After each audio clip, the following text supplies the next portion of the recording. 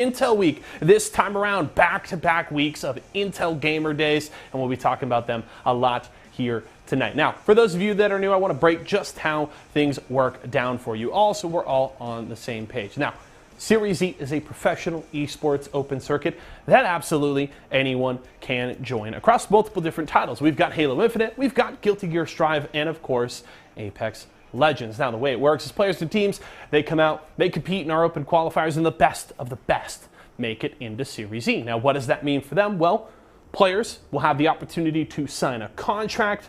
They will partner with one of our brands here. They will get a monthly salary, and they get to compete weekly for points and prize money.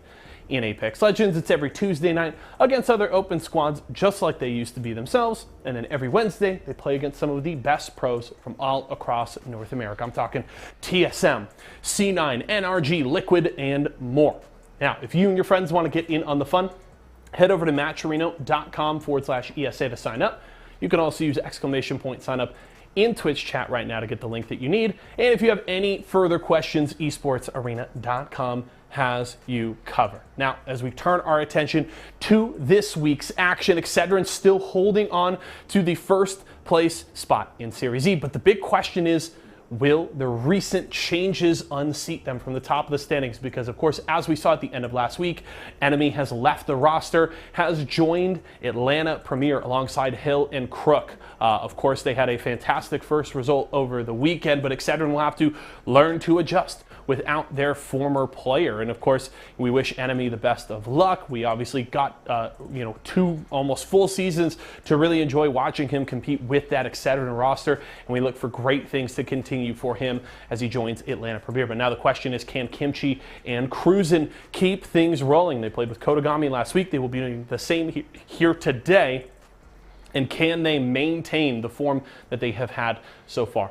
I think they can. Kimchi and Cruisin have been pillars for this team all season long. They are a big reason why they have been so successful. So while Enemy is certainly a big loss, a very talented player, I think bringing in Kodagami, I think this roster can still do great things, and they have a very good opportunity to continue to hold on to first place. We'll have our eyes on them, Team Intel, and plenty more here tonight, so I can't wait to get into the action. But before we do so, do want to tell you, of course, it is Intel Week, and we're doing a little something special here this week. Every night we've got incredible giveaways here on the show, and for tonight, I've got 2 brand new Fire CUDA gaming external hard drives. These are 5 terabytes a piece, and we are giving them both away here tonight on the show. All you have to do is stick around, okay? Our friends in production will surprise you with giveaways twice during the show, so just make sure you're sticking around, you're active in chat, you're talking with everybody and having a good time. If you are, you'll have a chance to win yourself one of these brand new 5 terabyte hard drives. So make sure to hang out and get in on the fun. We can't wait to give away these 2 suckers here, and make sure you're watching all of the fun all week long, because there will still be more giveaways to come, so make sure you are around for that. But we are ready to go. We've got 6 games ahead of us here tonight. A couple of friends of mine will be bringing you all the action throughout while I break things down in between. We got Wynot and Jamerson on the call here tonight, and I'm going to hand it right on over to them. Let's kick off another week here of Series E Apex Legends. You are the... All right, welcome everybody. Series E Apex Legends. All of World's Edge explodes into chaos, and G2 around the corner, taking what is rightfully there. War with our Ash player, Musin follows, and it's going to quickly switch to the Peacekeeper, putting down damage quick as that Fury starts it off with the devotion and does so much work. May have single-handedly clutched it for Vizio, and with the last shotgun shot, does it? Let's get the games underway, man. I'm ready to go.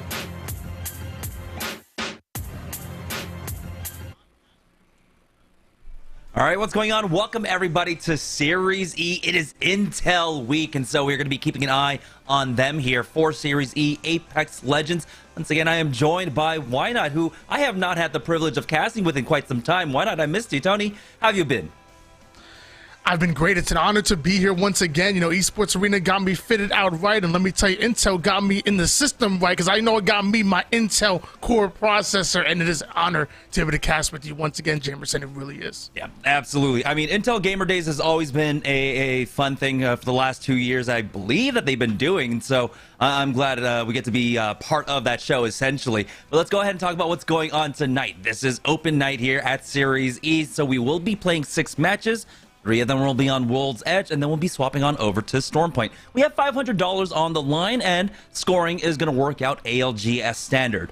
Kill points matter, placement points matter, and placement points start at 15th place, where you get 1 point all the way up to first, which will get you 12 points, and every single kill point will be 1 point as well. And those kill points have been super important coming into this latest season of Apex Legends, this latest meta of Apex Legends, where it's been a lot of aggression, Tony. So if you like fast-paced gameplay, this is definitely what you're going to be looking for.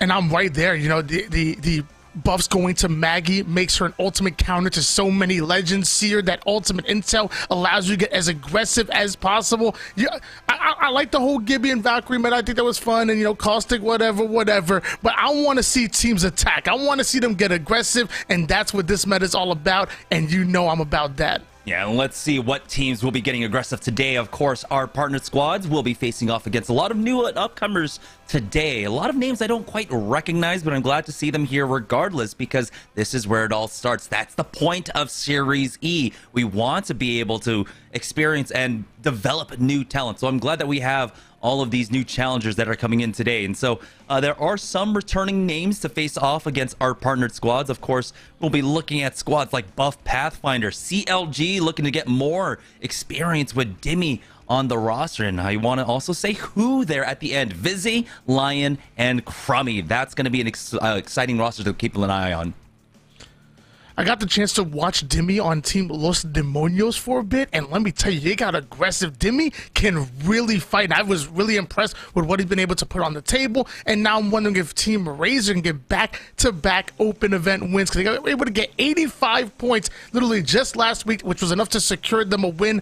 Now the question is, can they do it again? Yeah, one quick update. Unfortunately, Vizio, I knew that they were on Twitter trying to find a third for their first game today, but it looks like they were not able to, but they will be able to get their third in time for game number 2. So if you guys, of course, spot that out, that's why. Let's go ahead and take a look at the overall leaderboard, because this is going to be important. We are starting to get down to the wire. We have basically a month of Series E after this. So after this week, we'll have another 4 weeks, so 5 weeks total, and that's going to be it. As right now, Team Excedrin are leading, and of course, we have Vizio not too far behind them. That's a 54-point difference between Excedrin and Vizio. But the important part is going to be right there at the middle of the pack when you're looking at Intel, Nerf, Tyson. All three of them kind of basically will be swapping positions over the next few weeks about who's going to be safe and who will be put into the hot zone in that relegation area.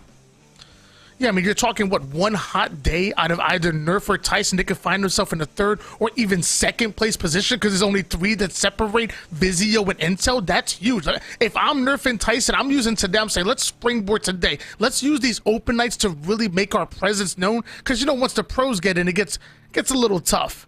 Yeah, but we did get to see some of our squads actually being able to fight up against the pros last week.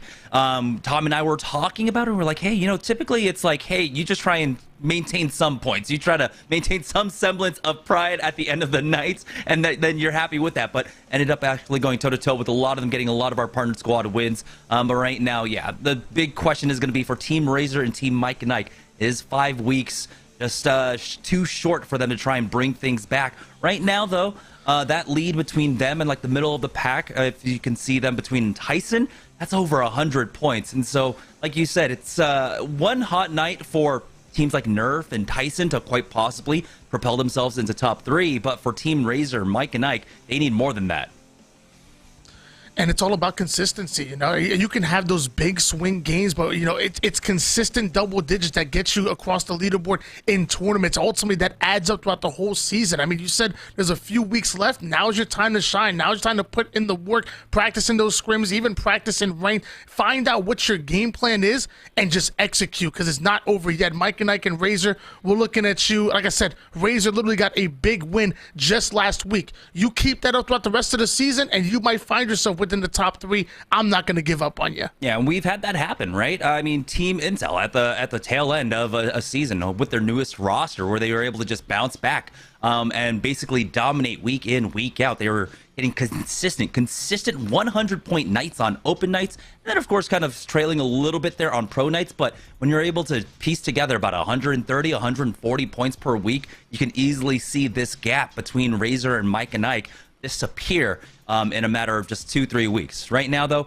it does seem like we do have an issue with the lobby, but hopefully we'll be able to get everything going and underway very shortly. Like we said, our first game is going to be on World's Edge. Our first 3 games will be on World's Edge, and we're just waiting now. And I hope that we get to take a look at this Legend Select screen, because it's super important right now. We have such a drastic meta. You talked about it. Mad Maggie has been seeing some play with the buffs, and with that buff, it kind of nerfed some of the other legends that were already seeing less and less usage, like the Gibraltar, like you had mentioned as well. Plenty of Seers, but again, this season around, it's been a lot of just player expression. A lot of teams just kind of building around what they find their strengths are and finding the legends to really suit them for that.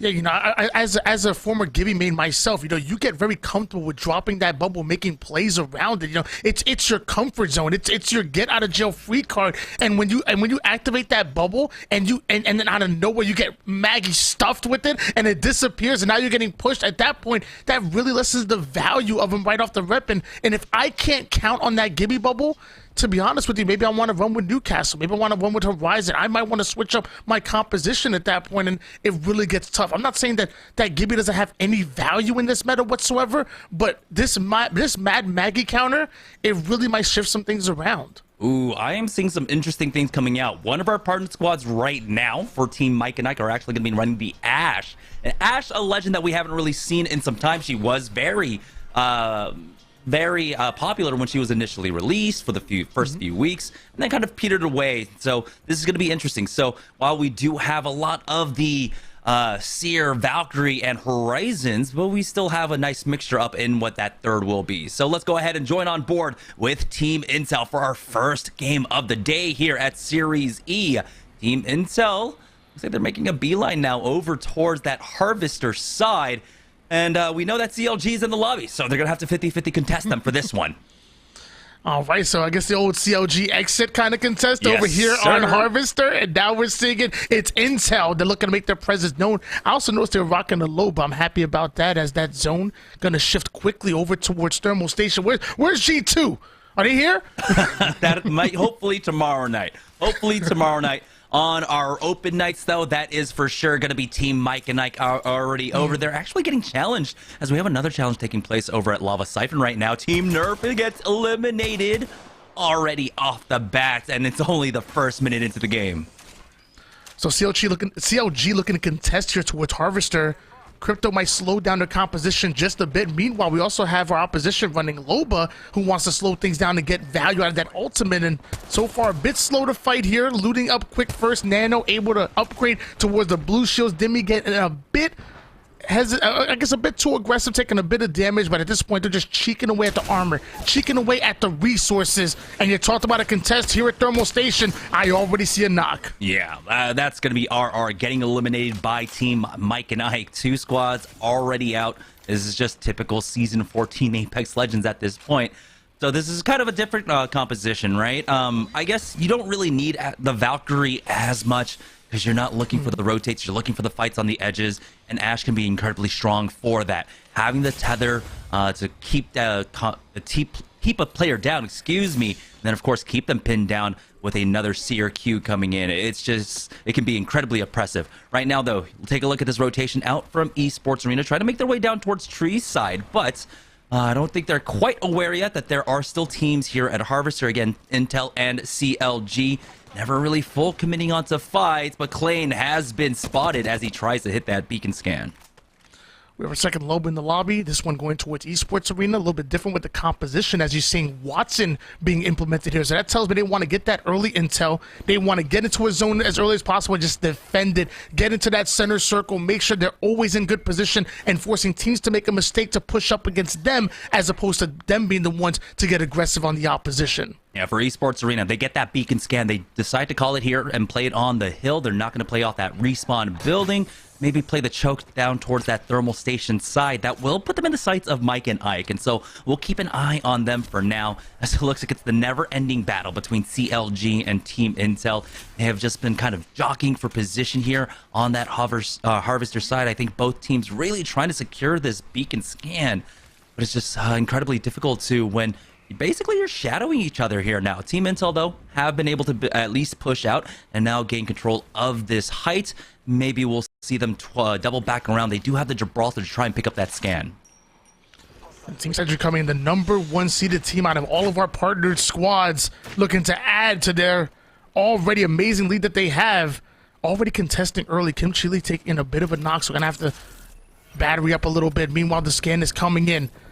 We do see Cod starting to get aggressive. Sentinel in hands, want to try to angle out their opponents. Kim Chile still taking some damage. Excedrin needs to put their body on the line. They need to start getting those shots in. And luckily, Kim Chile should be able to get that battery off. Yeah, and they were able to secure one knock on this fight at the very least. Finds another one here. Kodagami with the Beast of the Hunt now, and left it with 1 HP. Brandon will fall. I believe this is Spectre Esports about to fall in just a moment. It's Team Excedrin. Be another partner squad that ends up coming up with a +3 here. We're already down to our 17 squads as Esports Arena ends up fighting a fight down here on the south side of Tree, and that's going to be Incentive Arise end up going down. Mike and Ike did try to cut off Team Esports Arena on that rotation. A little bit late for this third party, though. Mike and Ike coming in. Their Seer ult is down, so we're going to see Mike and Ike start to get aggressive, start to get a sweet team wipe, angling out their opponents, trapping them within the building. We see the ult coming down. The nades are going to start to follow. Mike and Ike are trying to create opportunity, trying to create an entrance to this building. The nades are going to start to connect. 48 onto 1. 38 going to follow it up. The shotguns are out, and Mike and Ike coming in, laying down the law. Razor coming in for the third party, though. The Singularity out now, catches one, but Sang has to back away. Doesn't quite get the knock here as Razor now trying to play off that Nox Gas grenade. Will go ahead and start falling back because they do not get the knock quite yet. Boxes T still sitting on a white armor, swaps off onto an empty blue. We'll have to take time to heal this one up, but what a fight coming out for Team Mike and Ike there. The impressive part about that one was how they set it up with that singularity of their own. They don't actually toss it into the building, they toss it underneath this hallway here. You still get the effect of the pull in, and also just the visual clutter and the kind of panic that sets in when you have that coming out, but it looks like the fight might continue here for Team Razor versus Mike and Ike. The ball's going to connect. Ooh, absolutely shredding the shields of the opposition. Now going to allow his teammates to come in for that bait and switch. Razor playing this lights out and then right back up. This time it's a new challenger. Going to be a Seer down to 1 shot. Does Box OT go? And ends up being knocked. Razor getting very aggressive, but might have been biting off a bit more than they can chew. As the second one gets knocked, the L-Star starting to connect, but not going to be enough. That's another wipe out of Mike and Ike. Ladies and gentlemen, we have a new kill leader. But now we have a new arrival here for the third party as well. CLG showing up. We didn't note this, actually. CLG have been playing the Wraith as well. So this composition, again, just trying to follow up on a lot of this. But for now, they actually end up taking this strong, extreme building, taking out one member of Team Mike and Ike. If they want to sit on this banner, Mike and Ike might just have to play this one out as a duo. Joining on board with who? As they are over here on the Fragment West side. They've got a player underneath them, and Excedrin ends up finding one knock onto Mike and Ike. So now, Mike and Ike, despite taking 2 impressive teamfight wins in a row, are now down to just the solo. 13 squads waiting on the map. And who might be getting into an engagement here? Dropping down to the first level. The crack gonna come in, but Crummy just gonna be a nuisance. Putting down shots, getting to a different level, really throwing off their opponents on that bottom floor. They can defend it well, but not if who continue to play it like this. Yeah, Vize with that exhibit. Just a few corners of this building are actually out of it, and that's what the team is actually playing off right now. But here comes a drop down from Crummy. He can get right back on up with the jetpacks, and now going for another cheeky peek as he hears that bat going off to just try and cancel that one out. I don't know if it was quite worth it, but they're going to trade bat for bat at the very least. Lion is trying to find an angle on his own, but the grab lift isn't going to be enough. Vize taking the challenge now with that Spitfire, and it can be so difficult to try and take this fight on these multiple buildings or multi-level buildings because of the amount of verticality that every legend basically brings into this fight. It's going to be Crummy, though, starting it all off, getting that first knock. Crummy taking a bit of damage here, going to be forced to play the battery, but luckily that first knock is all they were looking for. Right through the fence he goes. As Vize looks to stay alive here, now trying to create another angle. Patience, not just a virtue, it is a weapon. And who are well aware of it. Only 2 players left as they have all the intel they need. They're just looking to create that hole in the defense, and this should be an easy wipe as now Who forcing them to run away with their tails between their legs. Who is on the hunt? Ooh, they got the crack there, and we'll see Lion does have his singularity. Try and chase after, but he doesn't really want to use his grab lift here now. Nice Seer Q onto the last 2 members of this squad, but Lion's just waiting this one out. Getting peeked, and that's going to be Vize going right on in. He's not the mobility legend on this squad, but he looked like it the way he flew in for that push. Deathbox Gaming has been knocked out. We're now down to 12 squads, and who are going to be able to roam the edges here, full purpled out, joining on board with Excedrin. We've been able to find about 4 kill points for themselves, and now we get a look at the next zone. This one actually going to be pulling away towards Thermal Station when so many squads thought this was coming down towards the tree side. We had so much fighting over that beacon there, why not? But this ring actually pulls up to where Amaze and Wizzy and that team is going to be playing for. Who may be trying to find an entrance towards the edge of this zone, but there's multiple teams that are in it, and one of them is Intel, even in the secondary zone as they're going in quick for the revive. Intel still having two players with double whites, and not exactly what you want to see. Meanwhile, Enigma doing a great job of farming damage, upgrading all of their shields. That charge rifle, it can be so valuable as they wait out this bubble for expiring. Oh, did you see how close that timing was on that arc star? They actually threw it just about a half second too early, but they turned around for a different fight. Intel ends up going down. That's going to be CLG picking that one up. Enigma know that there's another team involved in this fight, so they back away. As they actually end up running into ICRVR, one more member of Intel who kind of failed on that fight. Because of the knocks that happened, that means CLG now have a very strong point to hold down here. The choke between Thermal Station and Tree, they'll have access to either side of this circle, really play off of. And I like that they keep this kind of available to them. They have the Wraith Portal, so once this zone, next zone closes for zone number 3, they can just Wraith Portal between if they need to have access to the other side. CLG having the ultimate position right now, spread out, getting all the info that they need, and on top of that, having that composition to be able to adapt to any given situation. The 30-30 Peter coming in, spots himself one, but now wants to know what's the information on. Is this a solo player? Is this a duo? Not sure if they have the intel just yet, but soon they will. And of course, it's Team Intel are the ones that are ratting it out. Well, we'll see if Rambo could at least maybe try and recover Icy. I think Jet is just far too out of the question. Look at how open that death box is, and he's been spotted out. Someone is camping on it. Unfortunately, Rambo is on the verge of going down, and Team Intel only survive to the top 15, getting that +1 for themselves. Someone Sinus actually on the edges here at Lava Siphon right now. Lox is creeping up, and you think they might have spotted someone waiting for Leda to try and push in together to the full 3-man, but we don't quite see anything on our end. Like we mentioned, Vizio are playing this one out as a duo for game number 1. They will have a third up for game number 2, hopefully here. We do know that a lot of our players, of course, have other engagements. They do still do some work. This is the semi-pro series of Apex Legends, essentially. So we know that our players have other responsibilities. So, of course, we give them that. Right now, though, for Vizio, they're slow playing things like they should at this point. They've got the fuse. They've got the Vantage that they're playing off of. Really fun to watch that one as Kimchi Lee ends up sliding into Key, and someone, Sinus, ends up getting pushed here as we do have that singularity out. They're going to go ahead and toss in the Arc Star. Kodagami getting the knife there, and now Kimchi Lee slides on in, and someone, Sinus, about to get full sent on as that Beast in the Hunt is popped. Excellent execution coming out of Excedrin right there. They get the quick knock, the early damage, and now they're looking to hunt the final player alive that's trying to get away. But of course, the Horizon immediately taking height. Looking for the final player. Not sure exactly where they went, but it's only a matter of time before Excedrin are going to be able to hunt them down. Meanwhile, Valkyrie having to retreat over toward the storm.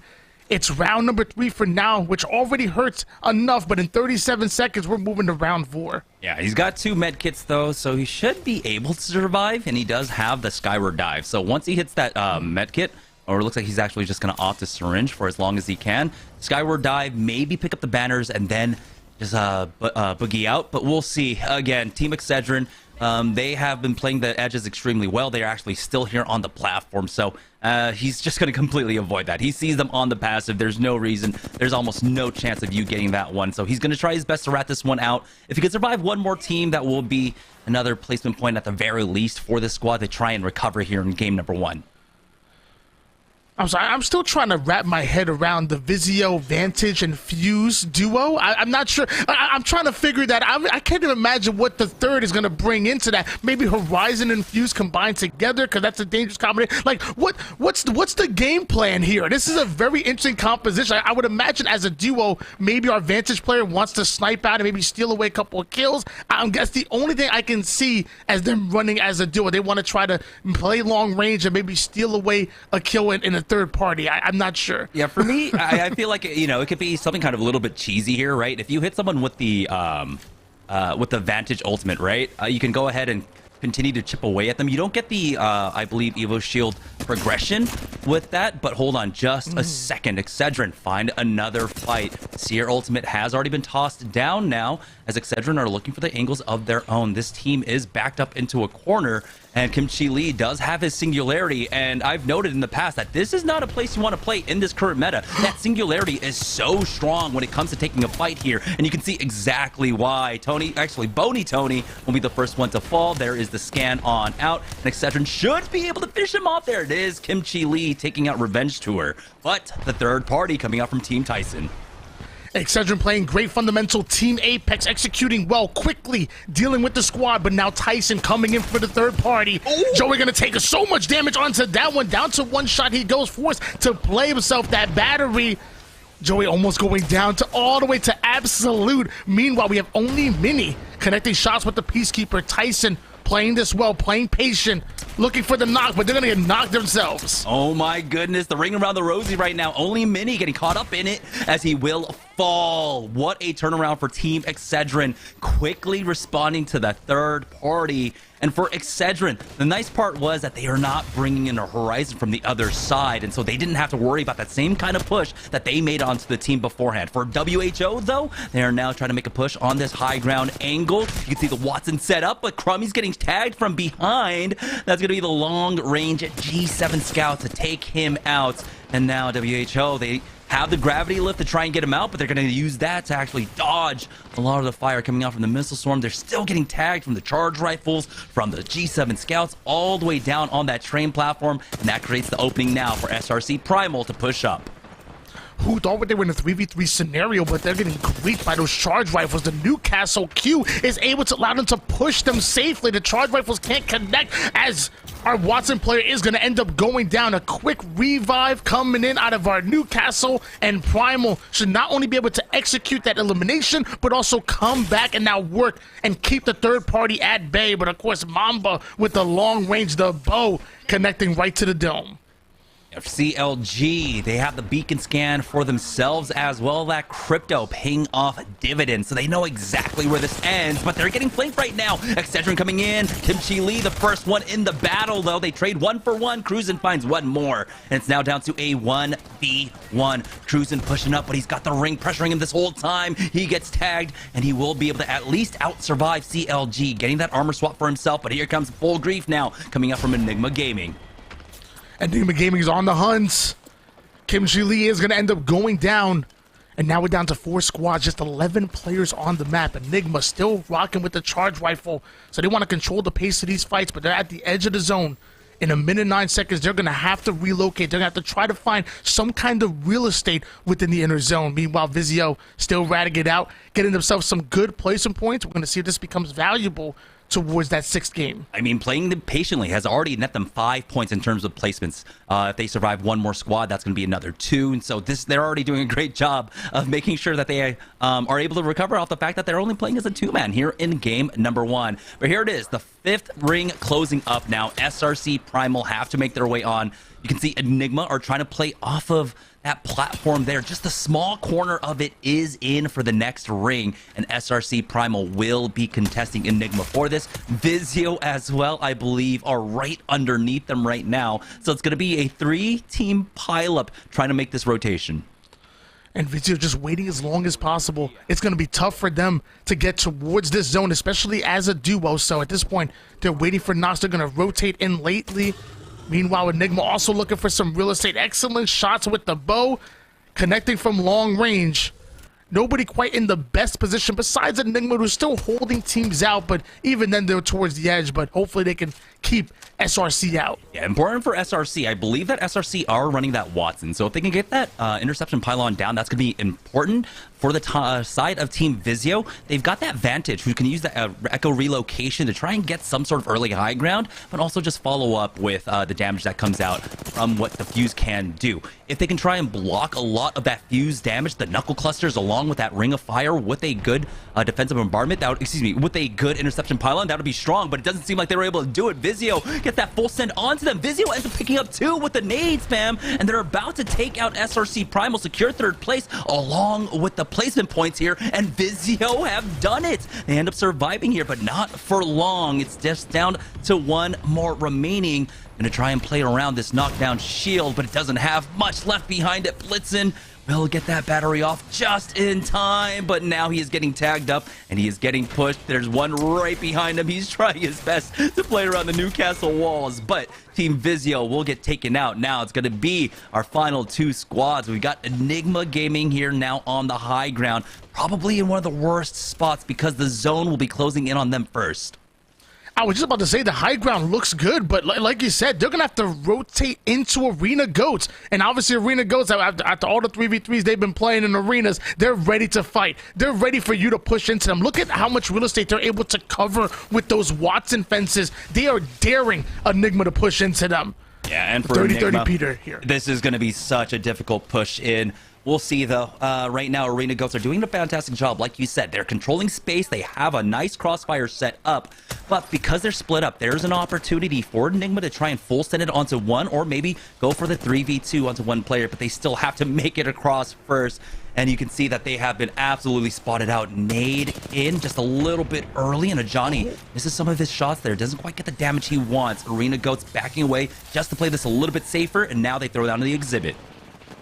Your ult is down, and so is one player from Arena Goats. That's not what you want to see. Shredding the shields of one. Beautifully played as another knock comes in. Wizzy's going to go down, and just like that, Arena Goats waiting, daring Enigma to push in and eventually put them down. That's a big win coming out of Arena Goats. Yeah, great win coming out from Arena Goats there. They were able to play this one very slowly on that thermal station side. Ended up having the ring basically pull in their favor, and they had the Watson to really control that space for that late game. Beautiful finish for them, but we had a lot of great moments in that last game as well. Seeing what Vizio was able to piece together as a 2-man team there and end up taking out SRC Primal, that has to be a huge feat.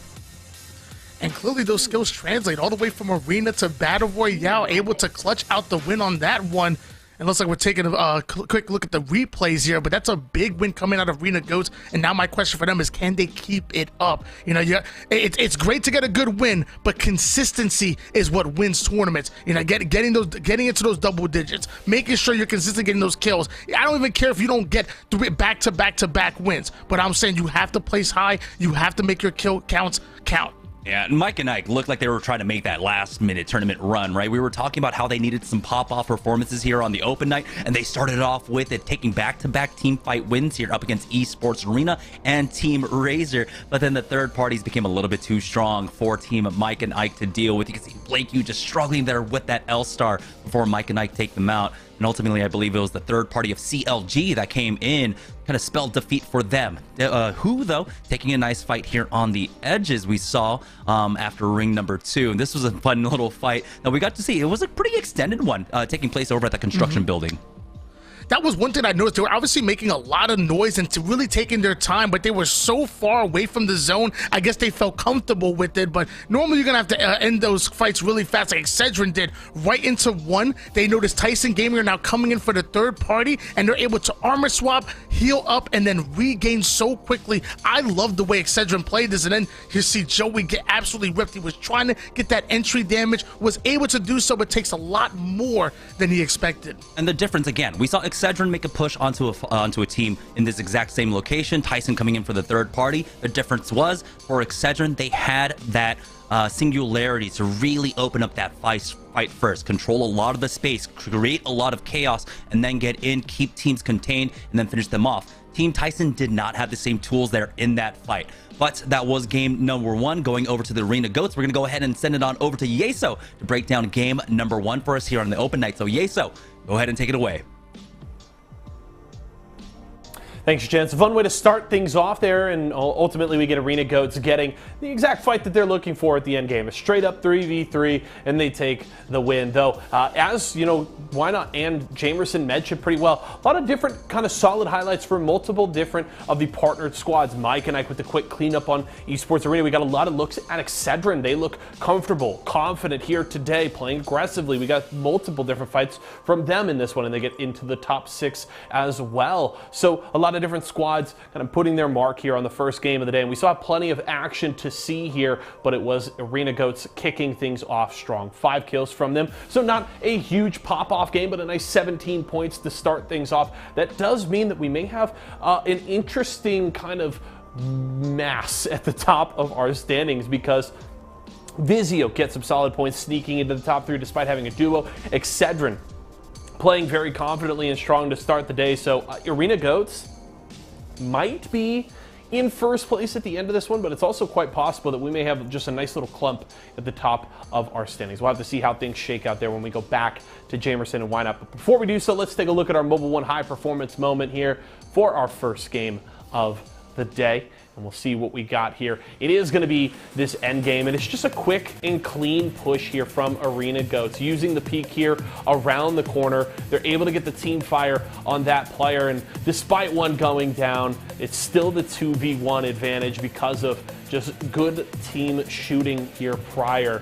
And this is just an easy cleanup. They get flesh on this player.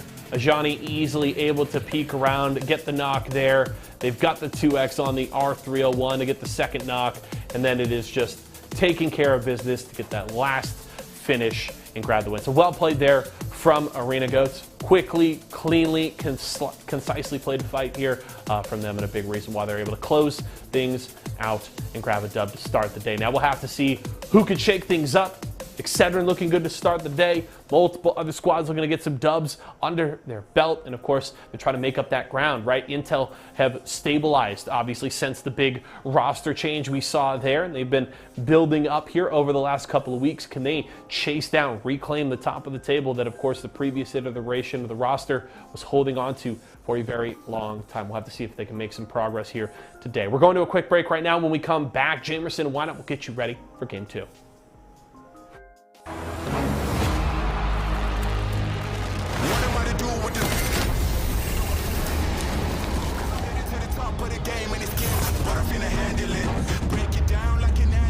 I'll be loading up, they wanna package this. Pray for peace, pacifist, I'm never old enough to give a promise.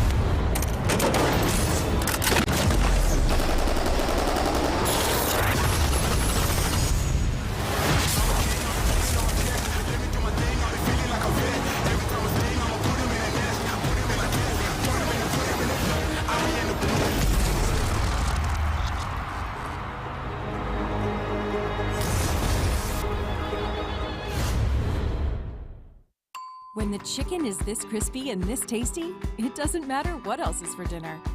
Tyson crispy strips are so delicious, they'll be your favorite part of every meal. More crispy chicken, more family faves, more to love. Tyson.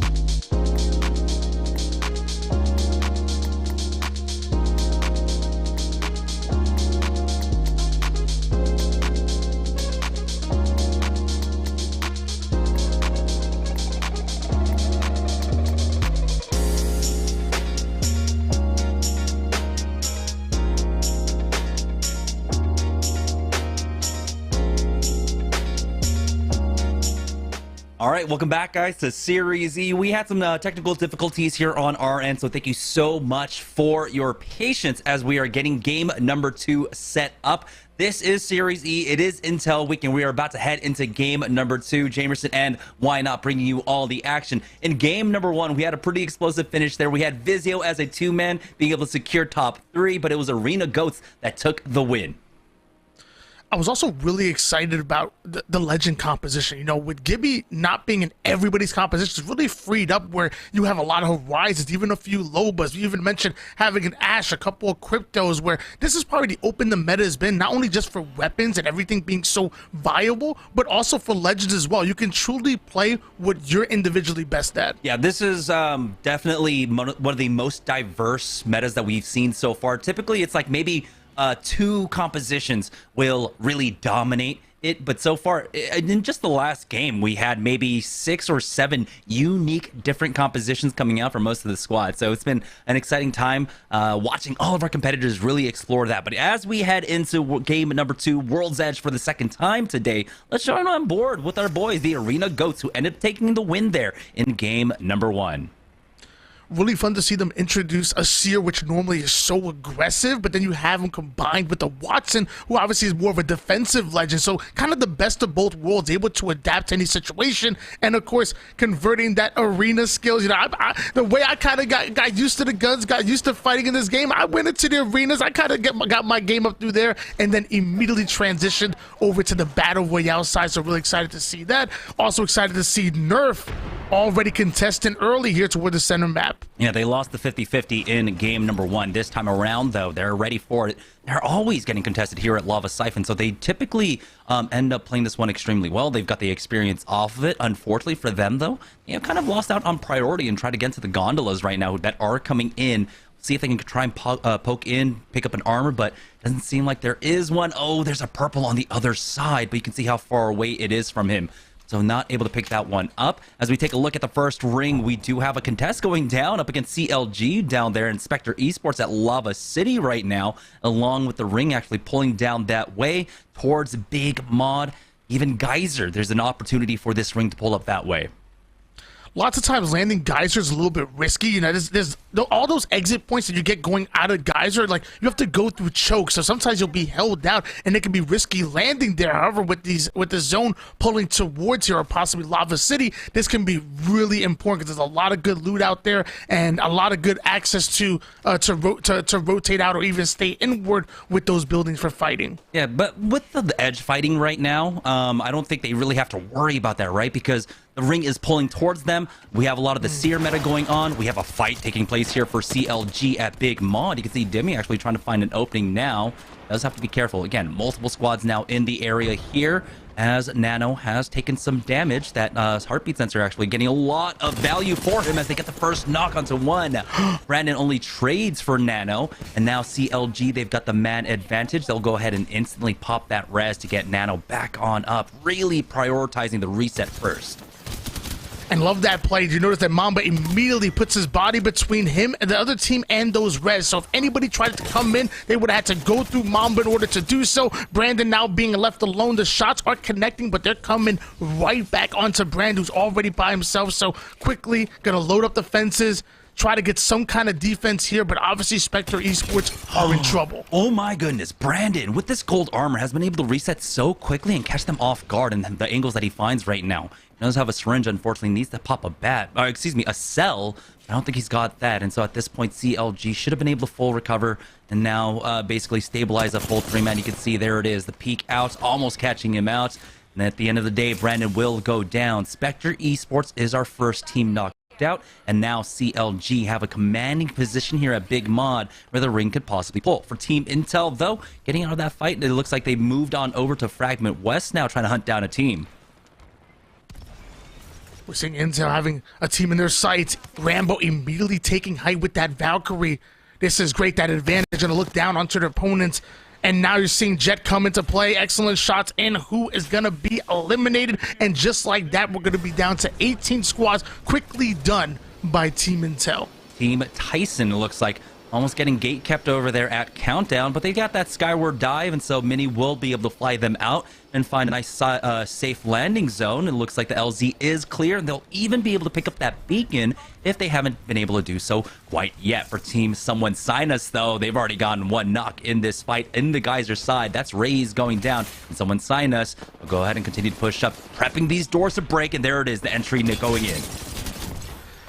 Pushing this building from multiple sides, right from the front and then into the rear with the flank. But Key is going to end up going down.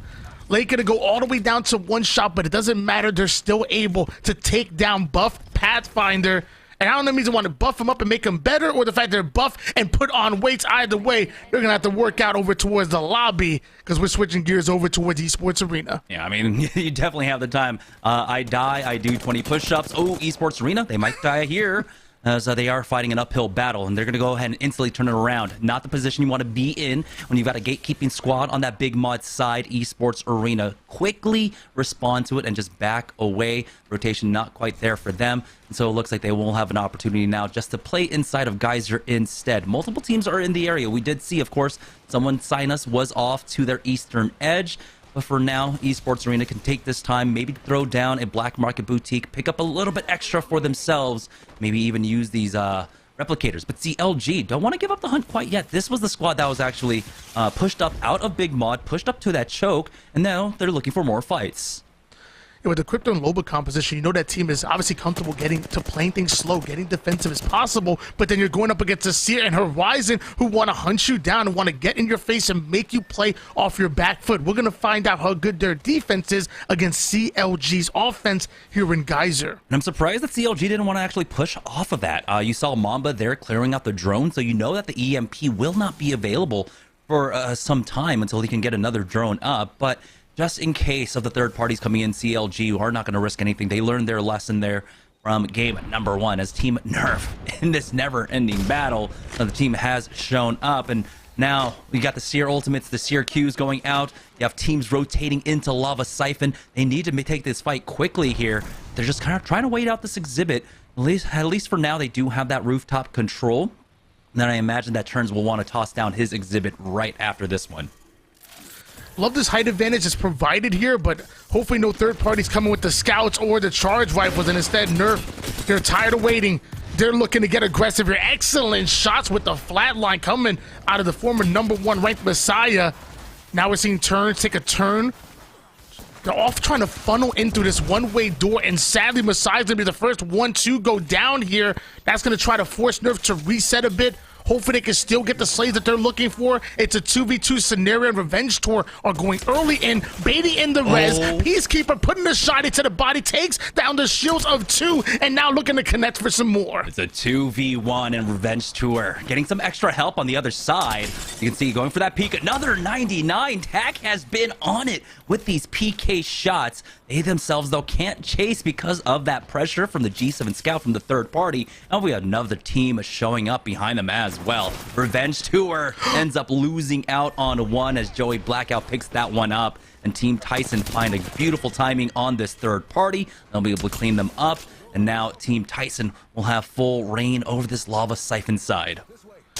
I'm trying to find out where that charge rifle shot came from across the map, through the window, connects onto one. That was huge. Now we're seeing Tyson force the team to rotate out through the gondola, still able to cheek away some shots. Misses just 2, almost connects onto that one. Meanwhile, Mike and Ike are getting into an engagement of their own. 15 squads remaining, but with the fights that we're seeing, we might be down to 10 real soon. Yeah, this is a third party coming out from Mike and Ike onto Team Excedrin, who had just knocked out one beforehand. And so we are down to 13 squads as IA and Excedrin go down at the same time. That was CLG cleaning up IA down here at Lava City, not too far away down there on the dome side. That was Mike and Ike finishing off Team Excedrin. So a lot of fighting actually taking place down here on the south side. We might have a Mike and Ike versus CLG fight waiting for us in just a moment. The ring will be closing up in 30, and we do have a beacon for them to fight over here in Lava City. And I just saw on the feed that Revenge Tour ends up going down. So look, just moments ago, we had 15 squads all the way down to a dozen at the moment as this game number 2 going really fast. No wonder Vizio gets himself an Octane because they finally have a third. So we have an Octane advantage and a Fuse composition coming out of Vizio. This is going to be an interesting strat for them. Yeah, it doesn't. This looks like, I don't know, some sort of ranked squadron more than anything else. I don't know competitively exactly what it's supposed to do, but I'm all here for it. They're able to play things out slowly as a 2-man in game number 1. Secured themselves about, I want to say, close to 10 points, getting that top 3 along with 2, maybe 3 kill points. So it was a really good finish for them, at the very least. And now they're on their way to having another top finish here. CLG looking to their south now. That was where Mike and Ike were able to take out Excedrin. You can see the gatekeeping coming in from them, but Mike and Ike should be able to rotate around this if they want to. Maybe move up from that Lava Siphon side, but it's Team Tyson also here on the Lava Siphon side trying to deal with the rotate behind them. And I love how Tyson are playing this composition right now. You know, Watson and Newcastle, they go so well together. And so does a Sentinel, but sadly not able to tag a player just yet. Looking for the knock as they spread out from that skyward dive. This Watson and Newcastle so strong together. That Newcastle ult can provide you a decent amount of cover, can come so quick. And then if you get Gibby ult back, you know, that Watson ult really protects you from it. In the fences, they combine so well. I love the combination of Newcastle and Watson. Yeah, Joey Blackout, if he had himself an automatic weapon there, it would have been huge. He would have been able to 100% get a knock. They were able to at least hit for flesh. But Vizio on that landing from Arena Goats now. Vizio might be able to take them out. ETH has fallen. That should be a man advantage for them. I don't know if that's a re-knock there, but you can see Borden coming around from the other side. They've got the ring of fire around them. Borden has fallen, but Blitz picks up one more. So it's a 2v1 to finish things off, but CLG are coming in for the third party. They spot out that interception pylon. Mamba will not throw away his ultimate for Vayne now, as all he needs is honestly this R301. Finishes off Sung, and Vizio are getting absolutely punished. Love that play out of CLG, and this game meant a lot to Team Vizio. You know, you start off game number 1 as a duo. You're only in second place as far as our partner squads, but only in second place by 3 points. So this really meant a lot for them. And of course, they get griefed by CLG. Meanwhile, Esports are really looking to get involved into fights as well. The Seer ult is down, and it looks like Esports Arena might be forced to fight. Yeah, they are pretty far away. You can see that Fury is just outside of that exhibit. Klane and Phonyhead could back away this way as well. Black Market Boutique going down, and so they'll be able to pick up a lot of that loot. It looks like actually just a little bit of it from that Vizio side, from that Vizio fight, is not within the range of that Black Market Boutique, but still, there's plenty of bodies that are here inside of Big Mod. There's still plenty of loot for them to pick up, as now someone Sinus are looking their way to engage inside. The queue in, it's only one, and unfortunately for them, they've already used their exhibits. They're going to have to wait this one out if they want to try and clear out the rest of Big Mod. They're trying to find an angle here. Looking for the blind side of Esports Arena. Finally finds it, can't connect for more than 14, and now Esports Arena knows exactly where the pressure is coming from. Locke's going to take a bit too much damage, forced to back out of that fight. The car might get some value here. Ends up running right to the crypto drone, so no more intel coming out of Esports Arena. And the knock does come in. Looks like Klane going to be the first one to go down. They get aggressive out that. The moment they get the numbers, they start to fly. The second one is in, and then 67 onto the third. And with that, Esports Arena end up going down, and we have 7 squads remaining. CLG, though, coming in now for the third party. That's all CLG have been doing, it seems like, this game. Mamba, though, on his ones, is backing away now, does have the backup of Nano, and now we can see why that position is so difficult to push, hold sometimes, but Nano is not going to force it here. They know that the resets have happened. They know that the armor swaps are there. And so we join on board with SRC as that fight just kind of fizzles away. SRC are playing on the bottom side of Big Mod, and it's pretty nice for them because they do have the Newcastle. They've got that Watson as well, so they can really hold down a lot of these chokes, play all off those fences and that Newcastle wall. You can see Zotelli is just waiting out for those nodes to come back up, but they are starting to get challenged here, so he needs to drop down that interception pylon. It's a little late for that first arc star that comes in and tags him. DD Truth drop down low. They're going to play off his mobile shield here as they try their best to survive. DD Truth actually dodges out on that Syracuse, gets that battery off, and it looks like SRC Primal might just be able to stabilize.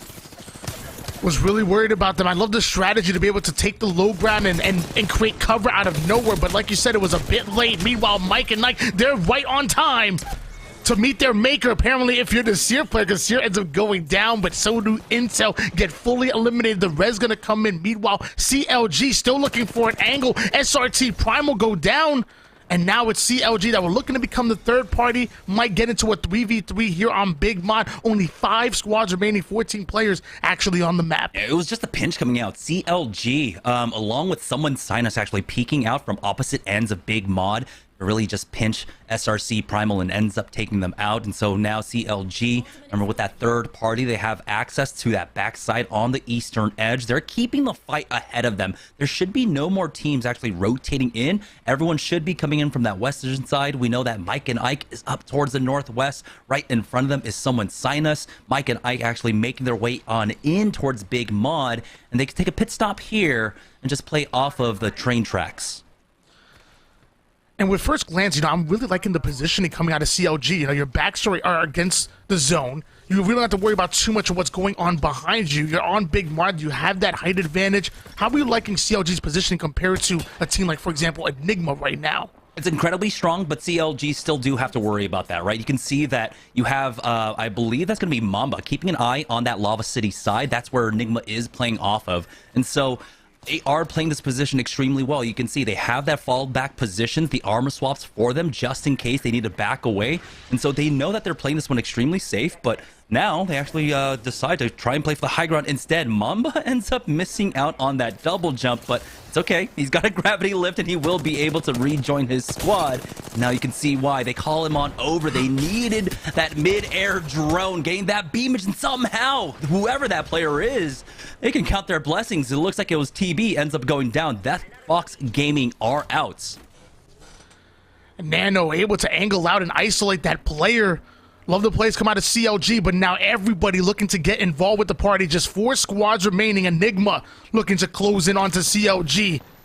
Did you see the way that Mamba backed up to that original position that he was at before? So he is again playing anchor from the backside there, allowing the other 2 members to play up top first. He's the one that has the mobility. He's the one that has that gravity lift to be able to get up there and join his squad first. And so I like how CLG are playing this one out. They're playing positionally to their utility here. For Enigma Gaming, though, they are stuck down here on the low ground. We saw what happened to SRC Primal before, so they've got to be careful. I like that they opt to play middle ground instead, but now there's another threat, the team inside. Enigma able to stay alive right now, but how comfortable are they, especially as the Seer queues are starting to come in? Like we said, 4 squads remaining, 12 players on the map, so everybody is actually fully loaded. These next couple knocks, these next couple engagements are going to be so important with the Horizon ult starting things off. Can they suck in the defense of their opponents?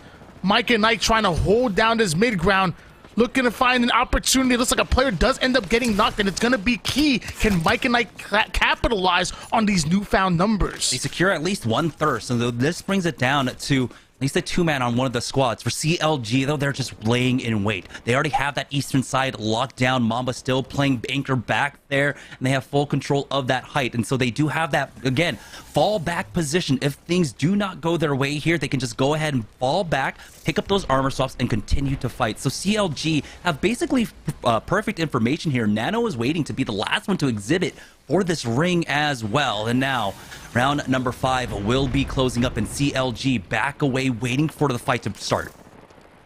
CLG remind me of like an excellent boxer, like a Floyd Mayweather. They come in, get a couple of shots, a little bit of a counter, third party, and then they immediately, when they start to get pressured, when they start to get uncomfortable, they simply back away, get back over, counter things off. And now you're seeing the Seer queue gonna interrupt that res. The nade starts to connect here. CLG look to get involved, look to commit to this gunfight. The shots start to rain down. Enigma Gaming gonna get eliminated because of it. And once they get that knock, once they get that elimination, right back they go, heal up, reset, and regain. Again, it's the fallback position. CLG have been playing for this since the mid game, since they were able to come in for that third party up against Vizio, and they have been dominating from this spot. At least 9 kill points to their name as Zone 5 ends up closing.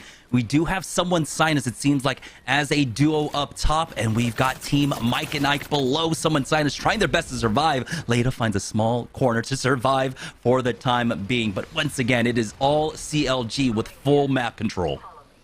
Problem is within the Seer meta, you can't hide, you can't rat.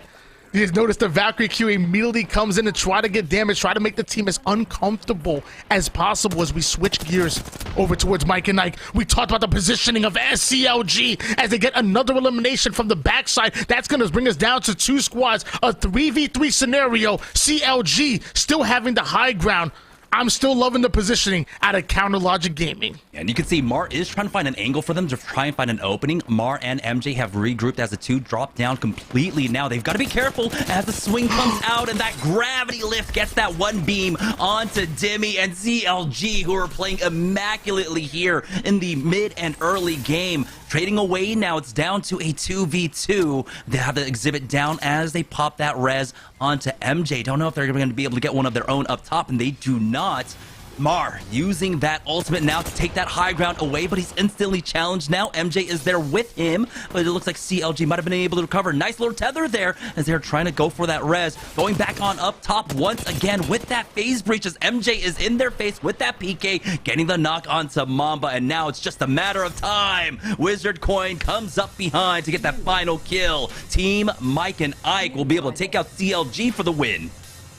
Big plays coming out of Mike and Ike right there. We kind of question him, and we're wondering where's Ash coming in. You know, we saw a lot of Ash in the early season over towards Storm Point, but really haven't seen much of them over towards World's Edge. And then we see that Ash portal come in so quick, immediately able to angle out their opponent towards the high ground. That was beautifully played, masterfully done, and they earned the win on that one. Yeah, a lot of teams just not able to expect that one, right? Typically, it's like, oh, gravity lift, okay, they're going to challenge us, but then afterwards, hey, there's a 35-second downtime, but no, the Ash ultimate comes in. That phase breach was so fast, instantly off of that res. Great job coming out from Mike and Ike. And again, this was a squad that was opening up in game number 1, ended up taking a little, or had too many fights coming their way in game number 1, but we can see why so many teams are actually fearing them. So congratulations, that's going to be a really good game for them. That's 2 decent games in a row to really try and even things out, but we had a lot of early fighting here,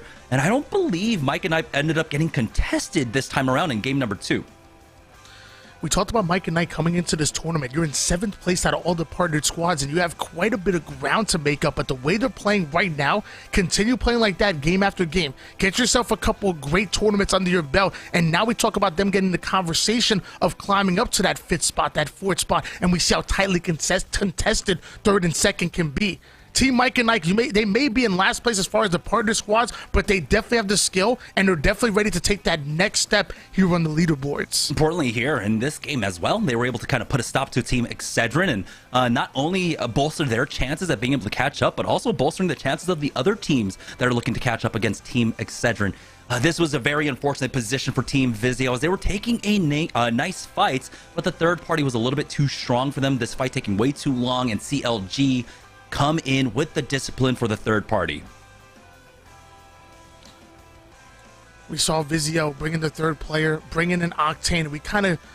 We're wondering with that composition, we saw a little bit onto the replays. Again, we have a Vantage and an Octane coming in, and then you combine that with a Fuse. Did you see any kind of value out of that composition when we had them on screen, or are you thinking maybe they need to change things up? We talked about the meta being as open as it can be, especially with the exit of Gibby out of everybody's composition and the introduction of, you know, Maggie and Watson coming back, and even Horizon as well. Did you see any kind of value out of that comp? So what I see is that you kind of like try to capitalize off of early damage, right? Knuckle cluster in, or you hit the sniper's mark and then you hit a double tap with the sniper's mark, end up doing 150 damage to someone. You instantly follow up with a Octane bounce pad to get right on top of them and utilize that. Ring of Fire to keep them contained. In terms of team fighting, this is an incredibly strong team fight kind of composition. The unfortunate part for them was the simple fact that they were actually playing center zone with that one. If this was a composition that you're playing a little bit more edge, if the ring pulls away from you, would actually work out extremely well. And so it's just unfortunate that when they were able to actually kind of utilize that full composition, it was not in the most optimal situation. We're going to go ahead and send it on over to Yeso, though, to break down game number 2. So, Yeso, go ahead and take it away.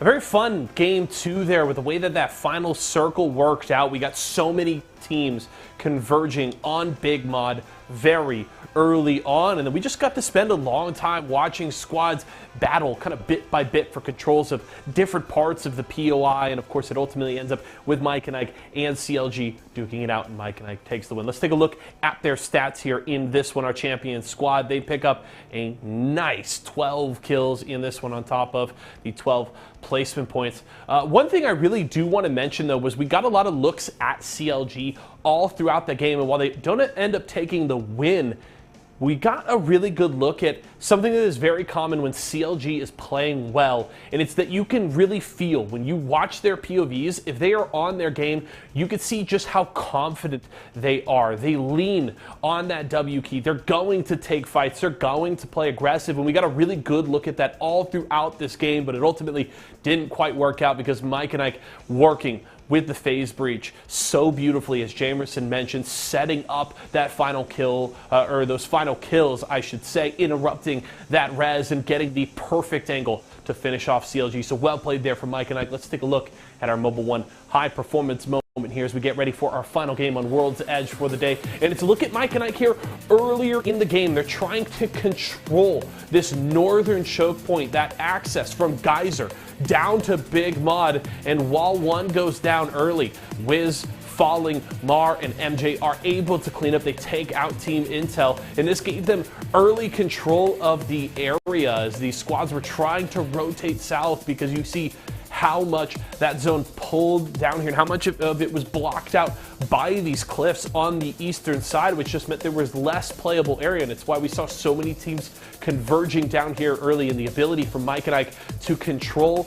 this choke point early on gets them this fantastic KP and sets themselves up very, very well going into the late game. So well done there by Mar and MJ to clean up in the end, grab the win, and grab the entire game. We've still got plenty more to play. We have one more game on World's Edge coming up very soon. Jamerson and Why Not will have you all of the action when we come back.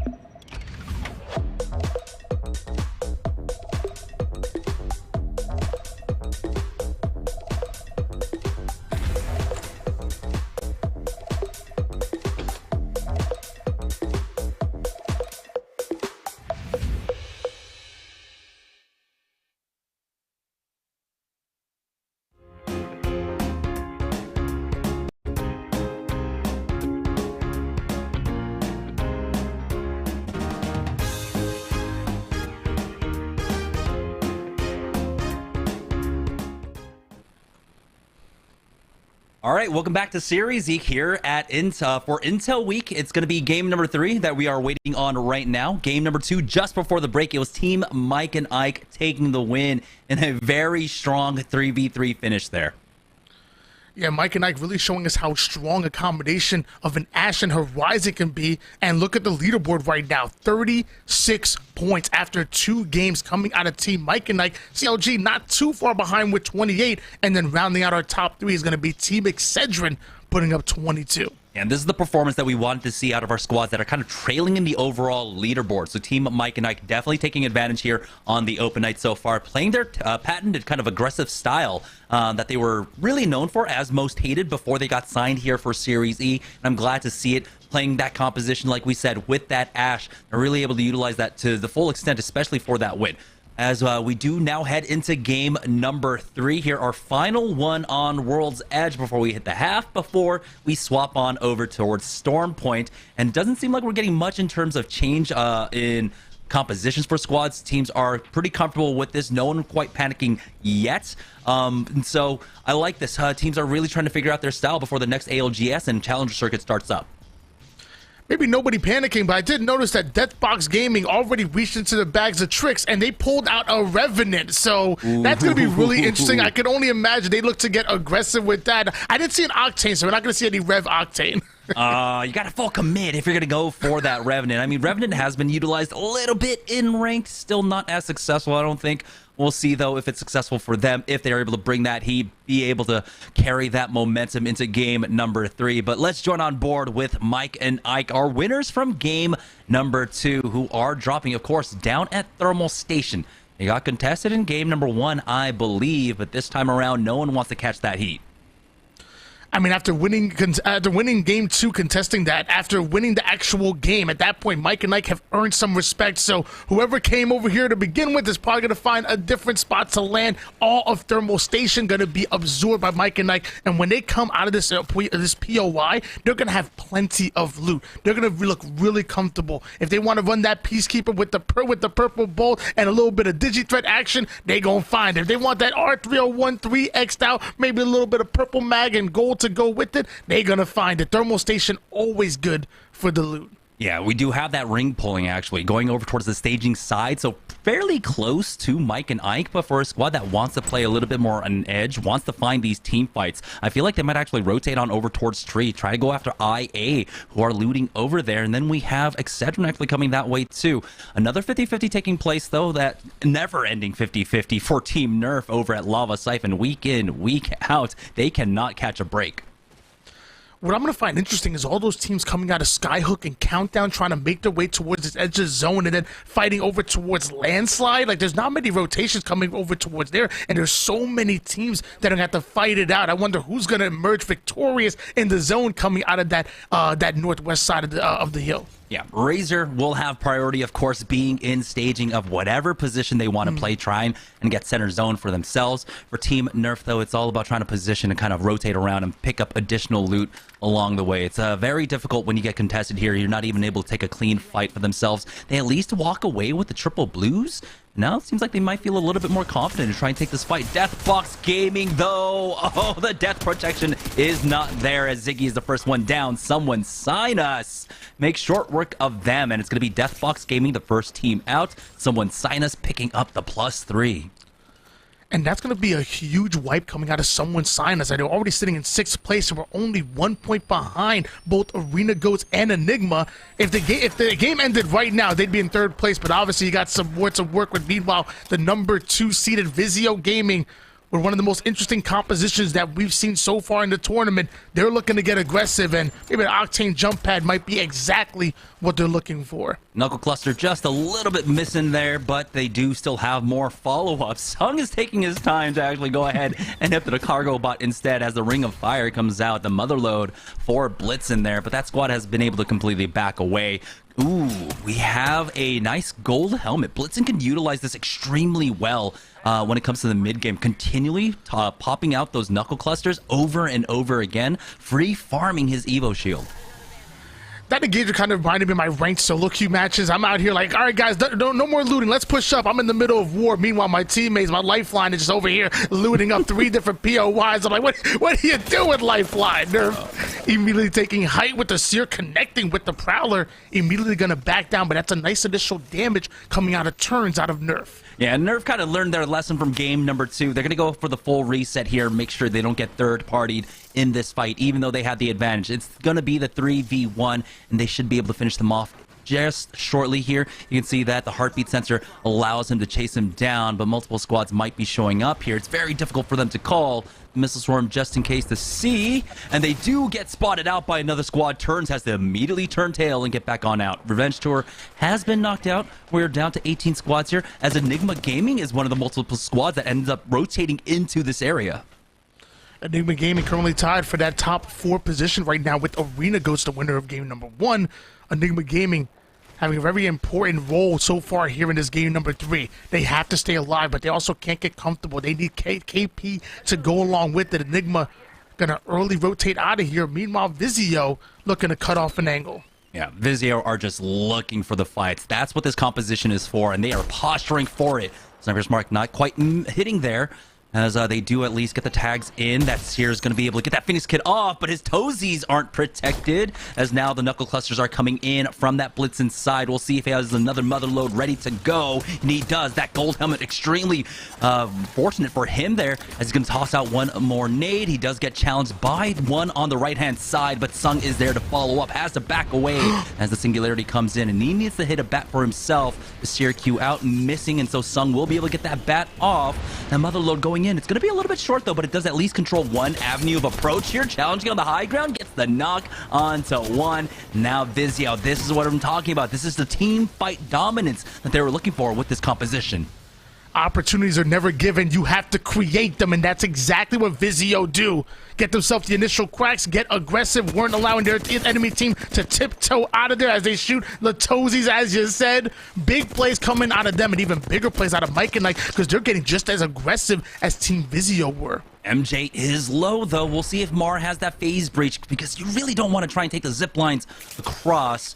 But right now, they just need to go for that reset here. Both teams just playing on the opposite sides of the platforms here, and Mike and I do not like this position. So I like that they're just going to go ahead and back away from this one. This is not a clean fight for them. This is not a safe one at all. And speaking of unsafe fights, Nerf ends up losing out on Messiah. Spectre Esports coming in, tagging them from behind, and now Turns needs the cover for Force, who can only slow heal. He doesn't have any bats, and he's getting chased down. CLG are actually here, and that's the team that was chasing them down. That's the knock onto Forcey, and now there's only one remaining for Team Nerf. They're looking to surround that player, try to create a pinch here, as CLG know they have the advantage and Nerf will be eliminated. CLG quickly trying to regain here. The armor swaps in, get themselves a health. So far, no third party coming in. CLG able to regain 16 squads on the map. This has been such a tough day, especially here on World's Edge. It typically is for Nerf, who continually end up getting contested here. It slows them down with the new season, with how quickly the ring closes in now. You can't take these 50-50s, especially if they delay for this long. And so Nerf are still learning to adjust to the new timings and the new rotation timings. The CLG are looking for their second fight now here at Lava Siphon. CLG getting right into the action. Gonna have to run right into a Watson composition. So this is gonna be really annoying, really slow down the pace for them to create an angle, or they can just open the door and absolutely shred one. Cars two, cars no more. As he ends up going down, they're gonna try to work right through these fences. It's a 3v2. And they can just simply play their numbers and get aggressive with this one. There we go. They clear out that node, and that's going to create the space, but Demi gets peeked by Gordo there. And now it's down to a 2v2. The challenge comes out. Nano ends up going down. It's all up to Mamba, left in a 2v1. He only gets the crack. He still has to deal with this here as he tries to go for it. Mamba will be able to secure that last kill onto Spectre Esports now, as Buff Pathfinder find themselves in a fight. It wasn't much of one, actually. They clean up SRC. Now Buff Pathfinder have this high ground angle off of the staging side, but they are contested for it. First, he backing away. CLG had me a bit worried for a second. They didn't want to see them choke the 3v2, but luckily they're able to clutch it out. That 1v1 was nice, and now they're able to regain. Buff Pathfinder taking a bit of damage. Looks like from multiple teams here. Luckily, they're sitting comfortable towards the inner zone. In about a minute, we'll see round two start to close in, and right now, Buff Pathfinder looking comfortable within their defensive position. Yeah, it will basically hijack this interception pylon to get the free heals for Burst. You can see that he realized he no longer had to heal up his shield, starts hitting the syringes instead. Vizio looking for their second fight. Again, this edge composition, a newer edge composition.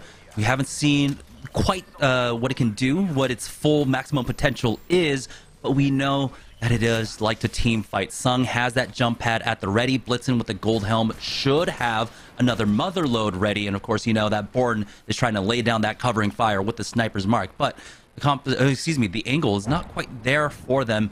They are a little bit split up trying to make this approach. Blitzen is the first one up here on the front lines for his squad. And he does indeed have that mother load at the ready for the opening of a fight.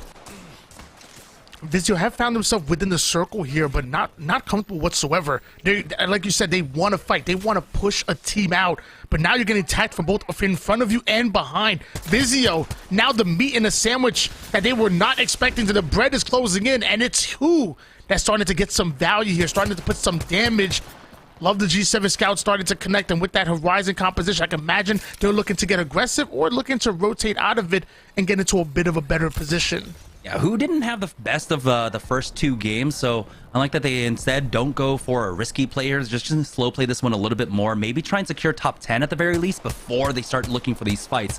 We do have a Skyward Dive being used by a squad just to get out of there, and it's going to be Buff Pathfinder, who were, of course, on that high ground angle, but instead pull all the way now down south towards this end of staging, but they get punished for it. They did not see intel on that rotate in, and of course they're running that Loba, so they have plenty of nades. Aussie ends up getting 1. That's Buff Pathfinder going down. Team Intel now controlling this high ground off that respawn building, getting challenged by another team from behind. So a quick pivot to go ahead and clear out their back now. Team Intel picking up some free kill points here and topping off, maybe hopefully getting some more nades.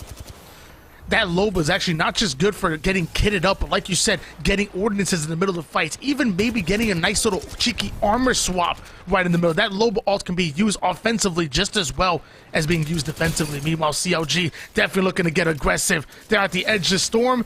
They have a team in front of them. Nice couple cracks in, haven't taken much damage. So with that, Counter Logic Gaming lets a push up. The R301 shots start to hit, and the same for the turbocharged Havoc. CLG are getting aggressive and grinding forward. Yeah, they have to clear out this side, though. They still have not been able to finish off the entirety of this squad, so they need to deal with the Rat and then possibly another team that might be rotating from this side. We saw that Team Intel, of course, were controlling that high ground off to their west, so this is going to be a little bit difficult for them. Or Incentive Arise, it's Lackey who was able to survive. He's going to try and maybe come in, pick up the banners of Lufka and Thorfinn. Might have an opportunity to try and get them res back on in, because that respawn beacon building is in on that zone. You can see there. CLG, though, they're starting to try and clear this one out. Nice Syracuse spots out too, but Nano is by himself. Does get behind cover just in time. You can see the standoff there as Nano desperately wants to reconnect with his squad, and he is going to slowly climb up this hallway to get there. CLG getting some great intel with their Seer, but it looks like their opponent's also having a Seer, getting the intel, looking to angle them out. Nano working well to be able to get back towards his team. He was not in an optimal position. 48 seconds might force them to move out here. Meanwhile, Enigma Gaming, they were trying to hold them out for just a bit, but now they're keeping their eyes on the prize. They need to make sure they get themselves in a circle and in a favorable position. Yeah, they can try and use that Newcastle to take height on that on basically that gully there. For Excedrin, though, they're just playing on the edges on the southern side. It looks like they want to try and play slow side, but I think this might be Mike and Ike on the other side of the fight, and they already have the armor advantage. It's going to be triple purples for them, playing off these fences as they do spot out one, but looks like both sides just trying to back away as Mike and Ike actually take the high ground angle here and starting to force Excedrin back. They're not quite connecting with the damage yet. Tether doesn't quite connect, does not keep anyone contained. And so Mike and Ike, they try to find their opportunity. They'll back away. The timing quite wasn't there for them, especially with the ring closing in now. Mike and Ike looking to catch a different angle here, just tagging up their opponents left and right, and now looking for the next fight. 13 squads on the map here, 37 players physically here. And now soon, Mike and Ike will have to try to aggress forward. Because I know there's a couple of teams that are waiting, including, I believe it was Intel, that Loba team, and now CLG immediately taking to the skies and looking to land into a new position here. Yeah, CLG noted. They got kind of cut off on the terms of rotations. There was one team already that made their way into that gully, and then we had Intel playing off that respawn beacon building now. So CLG taking the fight. I'm wondering if this is Razor on the other side of this one. Syracuse in hits one, and we do have that caustic ult. It's going to be Esports Arena set up with all of their barrels now. The exhibit might come out soon, though, as Esports Arena are taking the time to just go ahead and top off. The caustic gas doing some decent amount of damage here. Actually, no, it looks like it was just destructible. And so Esports Arena are just able to fend it off with the nice caustic gas, But there is one player isolated. They spot him out. They go for the peaks, but they're not able to take him out and actually end up taking a lot of damage. Mamba, full health, gets the knock onto Fury, and that is the opening that CLG are looking for. Nano and Dimmy have hit their bats, but the door has been locked by all of these caustic barrels, and they challenge him, unfortunately, opening that door for them, and now the opening is here to go ahead and push in. Esports Arena on the verge of getting knocked out as Dimmy will go ahead and charge forward, taking them out. Mike and Ike ends up now pushing down the hill as they try to contest for this angle here. The defensive bombardment has been utilized. Mike and Ike pushing forward. There's Marv with the Mozambique. Has to be careful and has that phase breach out, but he is still contesting on the high ground now. Has his team on the back angle to help him out. Rambo goes down as now Mike and Ike have the advantage. Seen two incredible fights so far. CLG able to recover despite having their Seer ult broken early. Now we're seeing Mike and Ike looking to make some plays here, having the numbers advantage, trying to hide behind the multiple shields. Eventually, these shots will start to connect. Just shred the shields. Take your time. Eventually, Crummy ends up going down here. And it looks like, hold on, looks like Razor getting into an engagement as well. Now down to the final player, and it's going to be Blake here, hiding behind a couple of knockdown shields, looking to try to make something happen. Meanwhile, Intel is eyeing them left and right. Oh, very unfortunate there for Jet. He had to utilize the longbow, but that does at least clear out the interception pylon. The nade's a little bit short there. Only tags on for just about 11. Razor still trying to stumble back.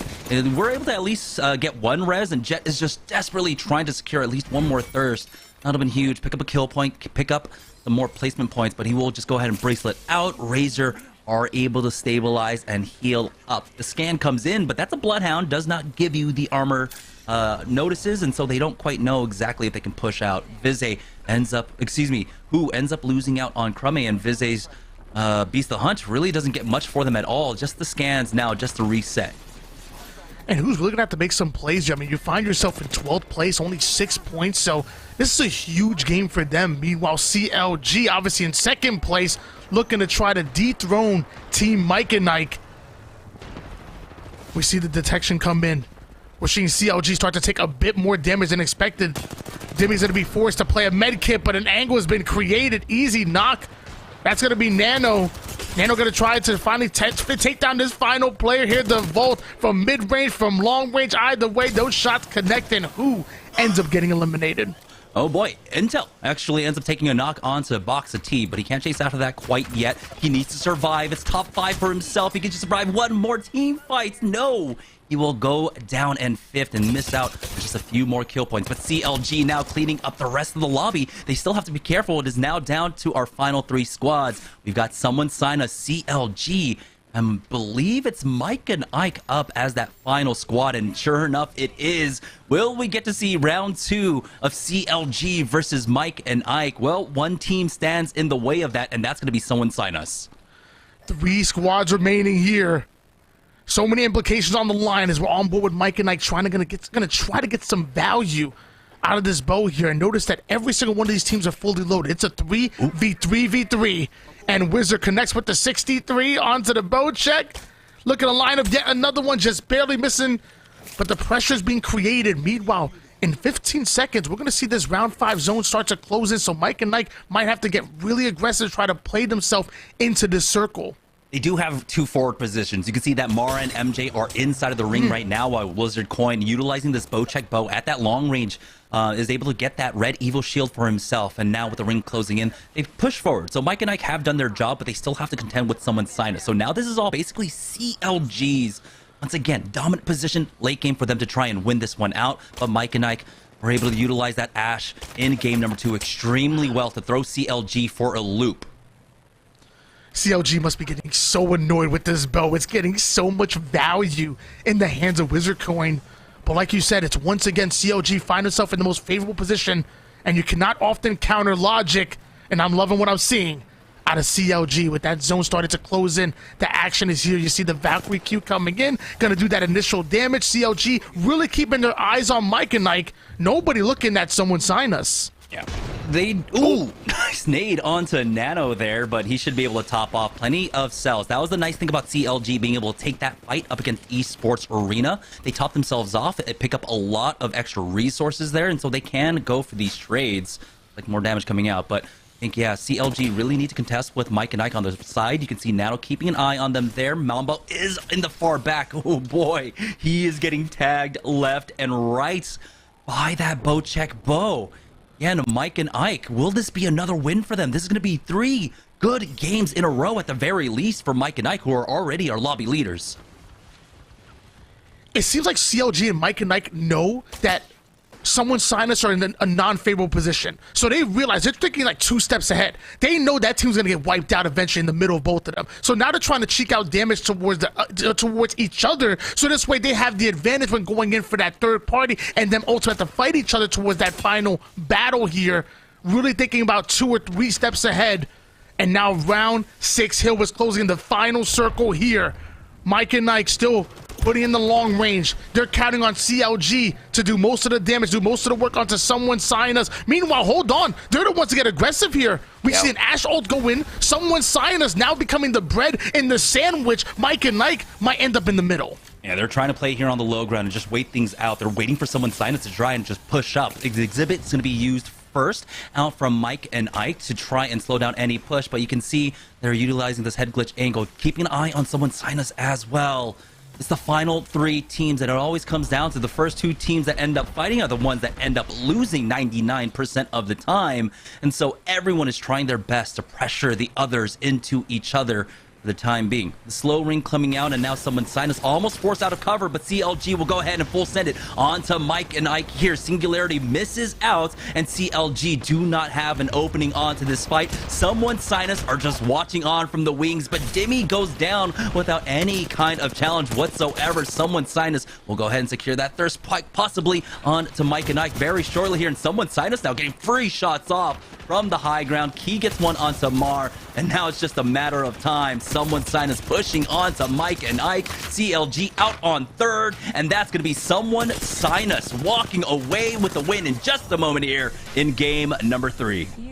I'm so surprised by this. Someone Sinus on the surface didn't have the favorable position. They were in the middle of 2 juggernauts, but they somehow were ready. They waited for CLG to commit. They waited for their opposition to commit and then waited. It's all about that timing. The moment they see the knocks come in, they start to do the damage. They end up in the high ground, and they end up icing out when it matters most. Huge out of someone Sinus. And I'm just saying, if I was an org, I'd consider, I don't know, signing them. Yeah, and honestly, a lot of that started off with that first phase breach being used by Mike and Ike. It kind of flipped the script on what was happening in terms of priority of teams being forced out of their cover first. Mike and Ike realizing they were the first team forced out of cover, they had to deal with that. They used that phase breach, get underneath, and now that forces the fight, right? It forces CLG into an awkward position. Do we try to push someone Sinus? Do we try and push Mike and Ike? And I think because they realized that it was an Ash, they realized that it is Team Mike and Ike, that they have to try and deal with them. They need to try and put a stop to the momentum that Mike and Ike have had across the last 3 games. Once they got that info, you saw them pounce, and I'm just so impressed by the way someone Sinus were able to be as patient as possible. I'm not gonna lie, I was sweating, I was getting anxious, and Jet, I'm not even in the game. I don't even know why it was so personal for me, but the fact that they're able to be as patient as possible, wait for the right timing, and then strike. Like I said, timing is key, and obviously someone Sinus were aware of it, and they clutch out that win and really earned it. And that's a nice thing when it comes to these late games, when we have like 3 or 4 teams, when it's not the hectic 6 squads, 7 squads, all in buildings for the final circle, where you have a little bit, a better, clearer picture of exactly what's going on. It does become a very tense situation. It's a chess match. It's all positioning, and that's what we got to see. So that was a beautiful ending coming out from all 3 of our squads, who played it extremely well there in the late game. We're gonna go ahead and send it on over to Yeso though before we hit it over to the half. So Yeso, go ahead and break down game number 3 for us.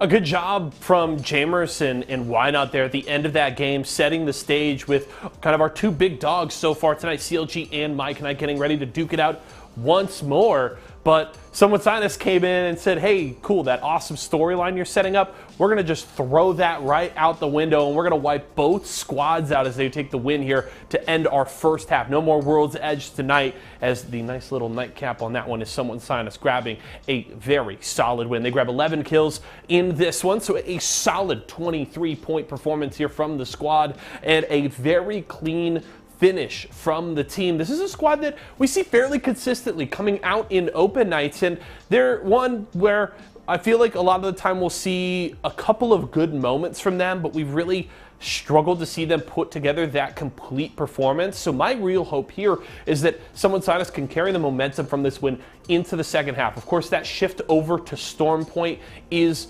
not easy for a lot of teams to kind of make that transition, but Someone Sinus with a strong close to the first half hopefully will be able to do that here today. We'll have to see what they can do in those final 3 games of the day, because they looked really good in this one, especially in that final push. Let's look at our Mobile One high performance moment here as we close out this half on World's Edge. And it is going to be the final push here. CLG, they bring out the black hole, they drop to the low ground, try and draw a lot of attention up to the top of the ridge here. But the problem is Dimmy just gets caught trying to get off that bat, but there's an open angle for him to get taken down by Locks. And then Someone Sinus just maintain this nice little bit of high ground. They have perfect sight lines onto just about everybody. And while CLG and Mike and Ike, their attention is divided between each other, Someone Sinus are able to easily get these beautiful top-down views of the fight, and they clean this all up. It's just Wizard Coin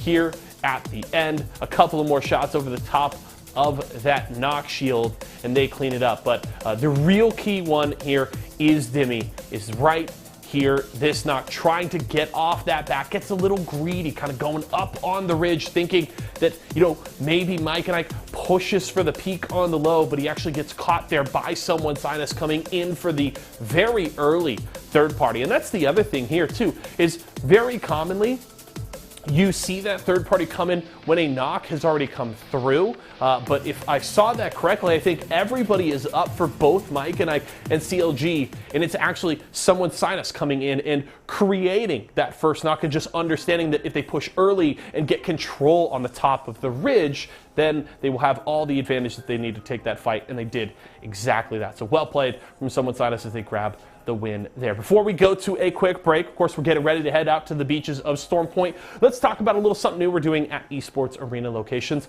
all across the country. It's called PvE. Now we know some of you folks, you like to compete in a big tournament like Open Night here. Maybe you want to play in a big double elim bracket in Halo Infinite or in Guilty Gear Strive, but some folks want esports competition in a little bit more bite-sized pieces. Well, PvE provides just that. All you have to do, go to your local esports arena today. You can find one near you with exclamation point locations in Twitch chat. You purchase some tokens, and then you can enter in a range of different leaderboards across different games and modes. We've got all kinds of fun stuff like Valorant, Aim Labs, Apex Legends, Guilty Gear Strive, Smash Brothers Ultimate Home Run Derby, Mario Kart, and more. And all you have to do is you enter, you put up your best scores, and you can win. We've got thousands of dollars of prizing every single week, and you can get in on the fun today. You can also keep track of your scores and everybody else around the country over on our 24/7 live streams over on YouTube. So if your scores fall down that leaderboard a little bit in the week, you can keep tabs on it, head back in on the weekend, and put up another score. So just go to your local esports arena, put up a great score like my friend Justin here by entering with some tokens, and you can win. Go out and compete in PvE at Esports Arena today. One more reminder, and I may remind you once again later today, it's Intel Week, and we're doing giveaways every day this week. Today, I've got 2 brand spanking new FireCuda gaming external hard drives from our friends at Intel and Seagate Gaming. So if you want to pick one of these up, make sure you're hanging out all throughout the show today. We'll be giving them away, each one of these, a whopping 5 terabytes. If you want to grab one of these hard drives, make sure you're hanging out, make sure you're in chat, and you can win one here today. We are going to go to a quick break right now. When we come back, plenty more Series E to come. We kick off our second half with Why Not and Jamerson when we return. Listen up, esports should be for everyone.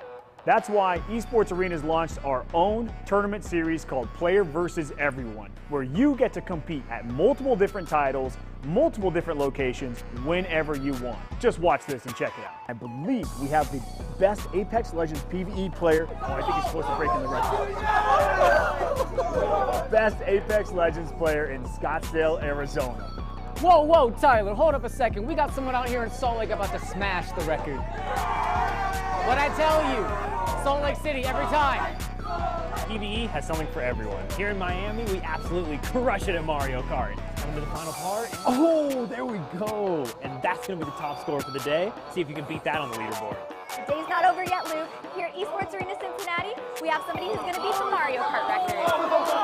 So close. But the good news is you can always try again. That's PvE in a nutshell. So find your nearest Esports Arena because it could be you atop the leaderboard. See you later.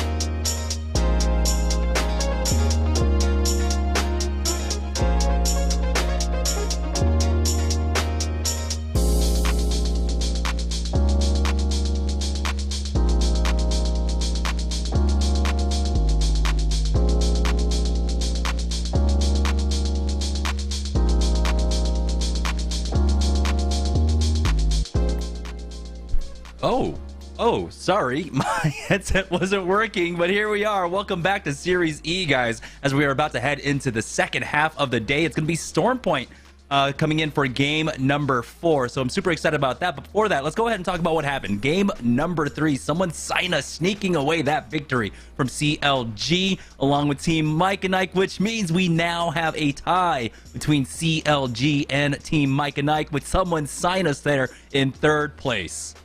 Someone signed is able to sneak away that win, but couldn't sneak away the #1 spot. That's going to counter Logic Gaming, but it's also a tie between Team Mike and Ike, like you said.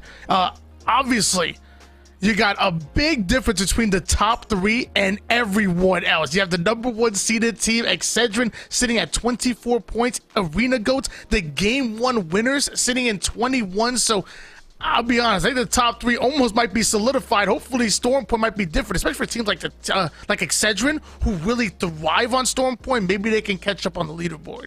I mean, Excedrin are still playing this one out fairly, basically to their own standards, which is consistently at least getting points on the board, so that they're not completely left in the dust, right? With 3 games left to go, like you said, there's still room for them to try and catch up, which is what Excedrin really does exceed at that point.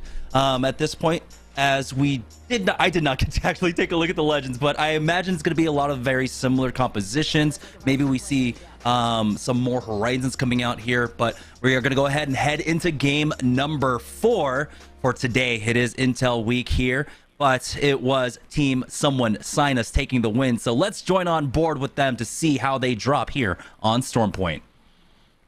It's going to be big for Someone Sign Us. 43 points, only 6 points behind both CLG and Team Mike and Nike. And we saw that patience was key. Their legend composition going right back to the Valkyrie, Horizon, and Seer. So not only is it dominant in World's Edge, but also carries over into Storm Point as well. Yeah, so it looks like they are dropping fairly centralized in this game, as we have an early fight. It's going to be Tyson this time around up against Boney Tony and his crew. It was Team Nerf that was taking the heat from them in the contests that happened on World's Edge. This time around, though, Tyson are able to hold down Command Center, getting that first knock. We'll see if they can find a little bit more here. 20 squads still on the map here. Tyson looking to bring us down to 13 quickly. Sentinel and Volt combination. Let me tell you, if I land right off the rip, I'll be happy if I get a Volt. And I'm pretty sure Davis is as well. Vizio not quite happy. They're getting tagged up left and right onto the low ground, but taking a lot more damage. The armor swap does come in, but it's not purple. It's going to be white. And Borton not having the shields to work with. He's going to go down. Blitz connects with some huge shots across onto Lion. So Vizio looking to strike back. Yeah, so it's come down to a 2v2 here, but Sung doesn't have any armor. Blitz maybe can utilize this knuckle cluster to try and create an opening or at least some space for his squad. Sung is getting challenged right now, but Blitzen is just waiting on the lurk.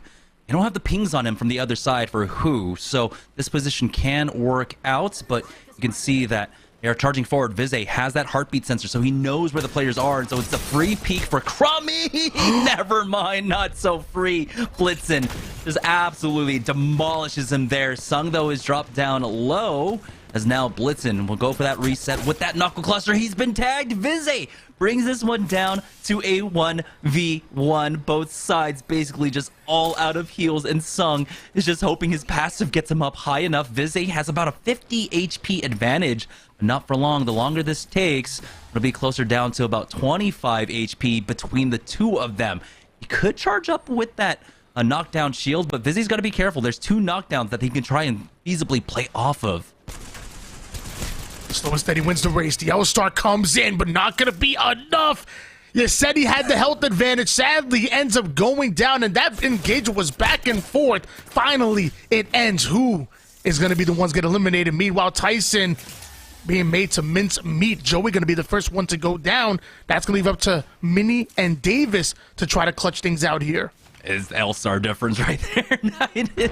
L-Star is one of the worst guns to have in that situation. You can see just how much more damage came out for Tyson, though. Z Davis going out, getting peeked. Revenge Tour have that high ground angle, but they don't want to push out quite yet. Tack ends up getting a little bit more damage, gets himself that purple Evo shield, but now getting challenged here. But Z Davis was not able to heal up. That was a quick peek out from Logan Reap to take him out. But here it is. Logan Reap now getting challenged, and Tyson just out of basically everything. They just did not have the heals here, and so Revenge Tour are able to actually turn around this 50-50. Remember, they got the first knock, the first kill of the game onto Boney Tony, but Revenge Tour just 2v3'd them. Like the Valkyrie voice line goes, they're always looking left, they're always looking right, but they're never looking up. High ground out of Logan. Our Valkyrie players going to net them an advantage on that, but Revenge Tour still losing out on their Bangalore and not able to get a hold of that banner, so they'll be playing the rest of the game as a duo. We're seeing that zone really start to head towards that checkpoint area. Northpad going to have a nice advantage, but nobody there yet. Meanwhile, Intel were firmly within the zone, and Someone Sign Us firmly within a fuse ult. Yeah, later though, didn't really get caught up in that one, and so it looks like it might have just been a disengage. Maybe Someone Sign Us had the positional advantage, and they just used that Motherlode to back away. Buff Pathfinder ends up coming in for this push here at Command Center now, and it looks like Revenge Tour actually just rotating through. And so it's Deathbox Gaming that we join on board with down here at the river currently, as they seem to be stuck. We do have the missile storms coming in, but they've got the movement to back away from this one. Maybe try to use that gravity cannon to create a little bit more distance for themselves. Unfortunately, they end up losing out on HL Ball in there. So Deathbox Gaming out to fight this one out as a 2v3. Might be a 1v3 as your boy Ziggy drop down low. Battery out. His missile swarm used by TB to slow down the push, but as he goes for that peek, he gets tagged once more. Someone Sinus now will go ahead and force the aggression, push up, get the knock onto Ziggy. Now there's only one remaining. None remaining here as Deathbox Gaming get hunted down. Deathbox Gaming swapping out their Revenant for a fuse, and even that was enough to keep them alive. 17 squads on the map here. Razor looking to introduce themselves to the fight. It's a third-party situation, and Sang is singing. He's right into the face of the opposition, not allowing them to regain, not allowing them to get their res off. He's trying to make his presence known. Meanwhile, Nerf on the kill feed end up going down, and Razor disengaging. Yeah, Razor, unfortunately, not able to find the timing. It was just too clean of a fight for them. No one going down. They just weren't on top of them fast enough to maybe try and catch them looting there. Or someone Sinus continuing to rotate in now for the ring. I don't know if they've been able to spot out anyone, but they are taking their cautions here as they rotate through at this point. Again, they did end up meeting some people over at, I believe it was Jurassic Park. Esports Arena have made their way on in, and they are continuing to run this composition that we saw out on World's Edge. Again, that crypto has been pretty strong in terms of being able to pick up beacon scans, but I don't think there is actually one within range here on that choke point between Checkpoint and North Pad. But they do at least have the purple armors. They're already set up for the late game, so you can just play this one by ear. Long-time duo of Fury and Phony. Been working together for quite some time, so they know what the game plan is. I believe Klein, formerly of Exit, correct me if I'm wrong, but joining this roster, and Esports Arena looking to make a run here. So far, only in 12th place, only 9 points at the moment. When your leader has 49 and you're sitting 40 points behind, you're gonna need to try to make some kind of plays. Esports Arena might look to get aggressive towards the second half of this tournament. Yeah, their World's Edge just did not pan out for them. They were playing well in terms of macro. They were able to get to the center zone spots. We saw in that big mod game, they were basically one of the best spots, just not able to defend it, unfortunately. And maybe that's why, you know, the crypto just doesn't quite work out for them. We'll see, though. Hopefully here on Stormpoint, they can turn things around just a bit for someone Sinus, though. They're taking a nice little pit stop here. They do have the replicators to maybe pick up some more bats. It's going to be a knock onto Sung and the finish at least. And so right now, someone Sinus picking up some extra kills for themselves.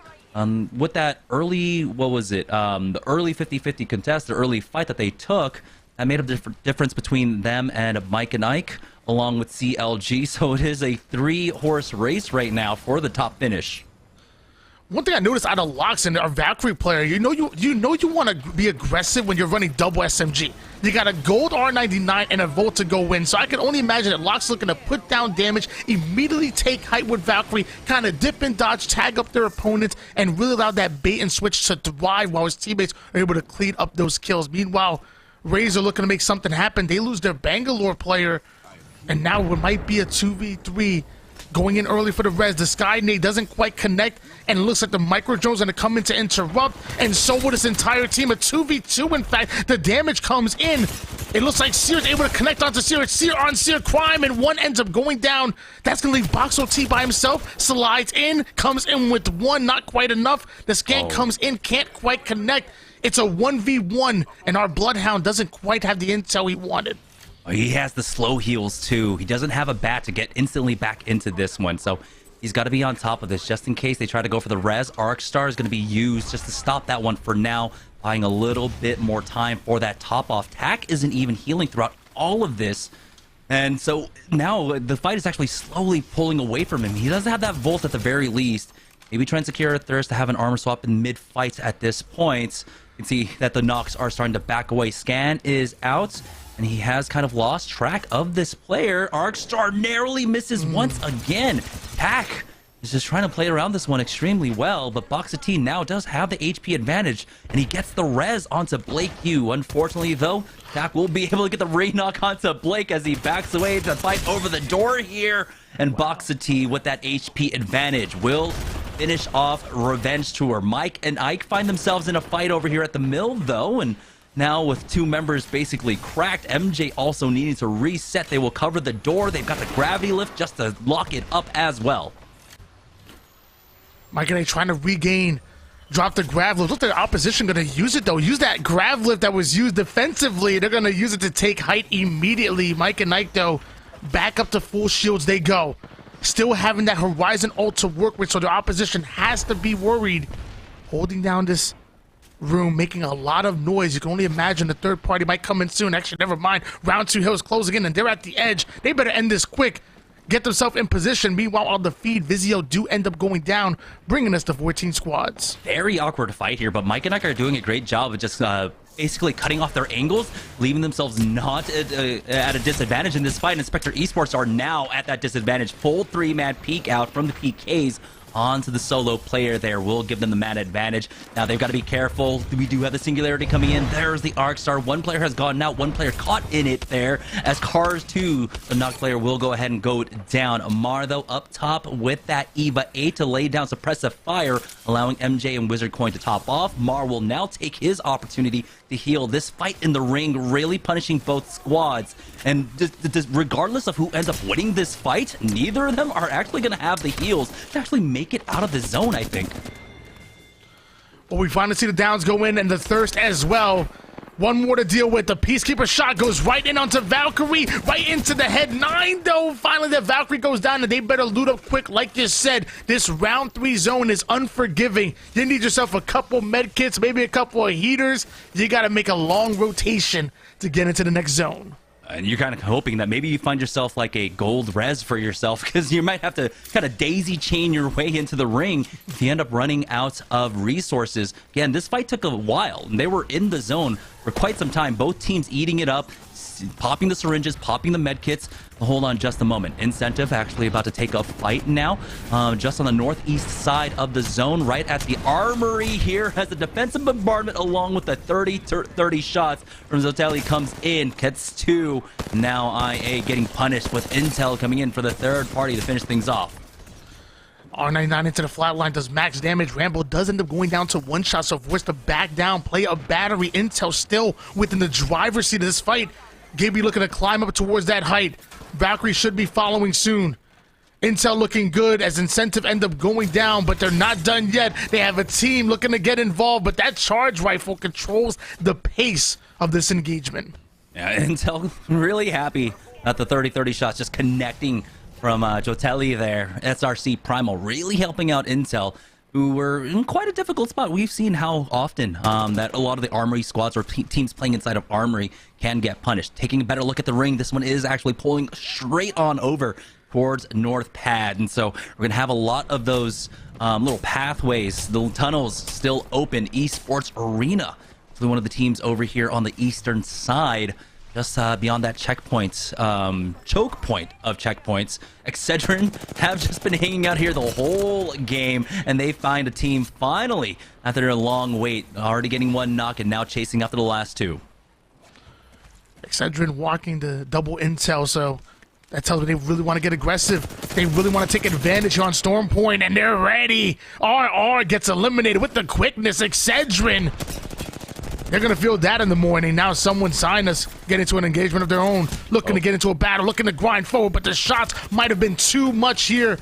Lada going to be forced to res up, try to get in right into the Horizon Q. Our Valkyrie goes, taking ultimate height, dropping down the vault, connecting, and then absolutely ripping with the R99. I talked about that double SMG combination, and you see the damage has been done, but Mike and Nike down to their final player, the 1v1, gets 1, and Mar coming in quick with the res. Oh, Excedrin were in the area to try and come for the third party, but it doesn't seem like they will actually go for it. The ring is closing in, and they kind of lose out on the tempo to do so. But that is this huge fight win. Mike and Ike taking out someone's Sinus, our winners from game number 3, our 3rd place squad in the lobby, going down in 11th place. They did have some kill points, but so did Mike and Ike after that team fight win, and now they're getting more placement points than them as well. Team Intel, though, on their rotate now, getting challenged here as they push in. That Valkyrie almost falling. Team Intel not finding the critical damage. There it is, the knock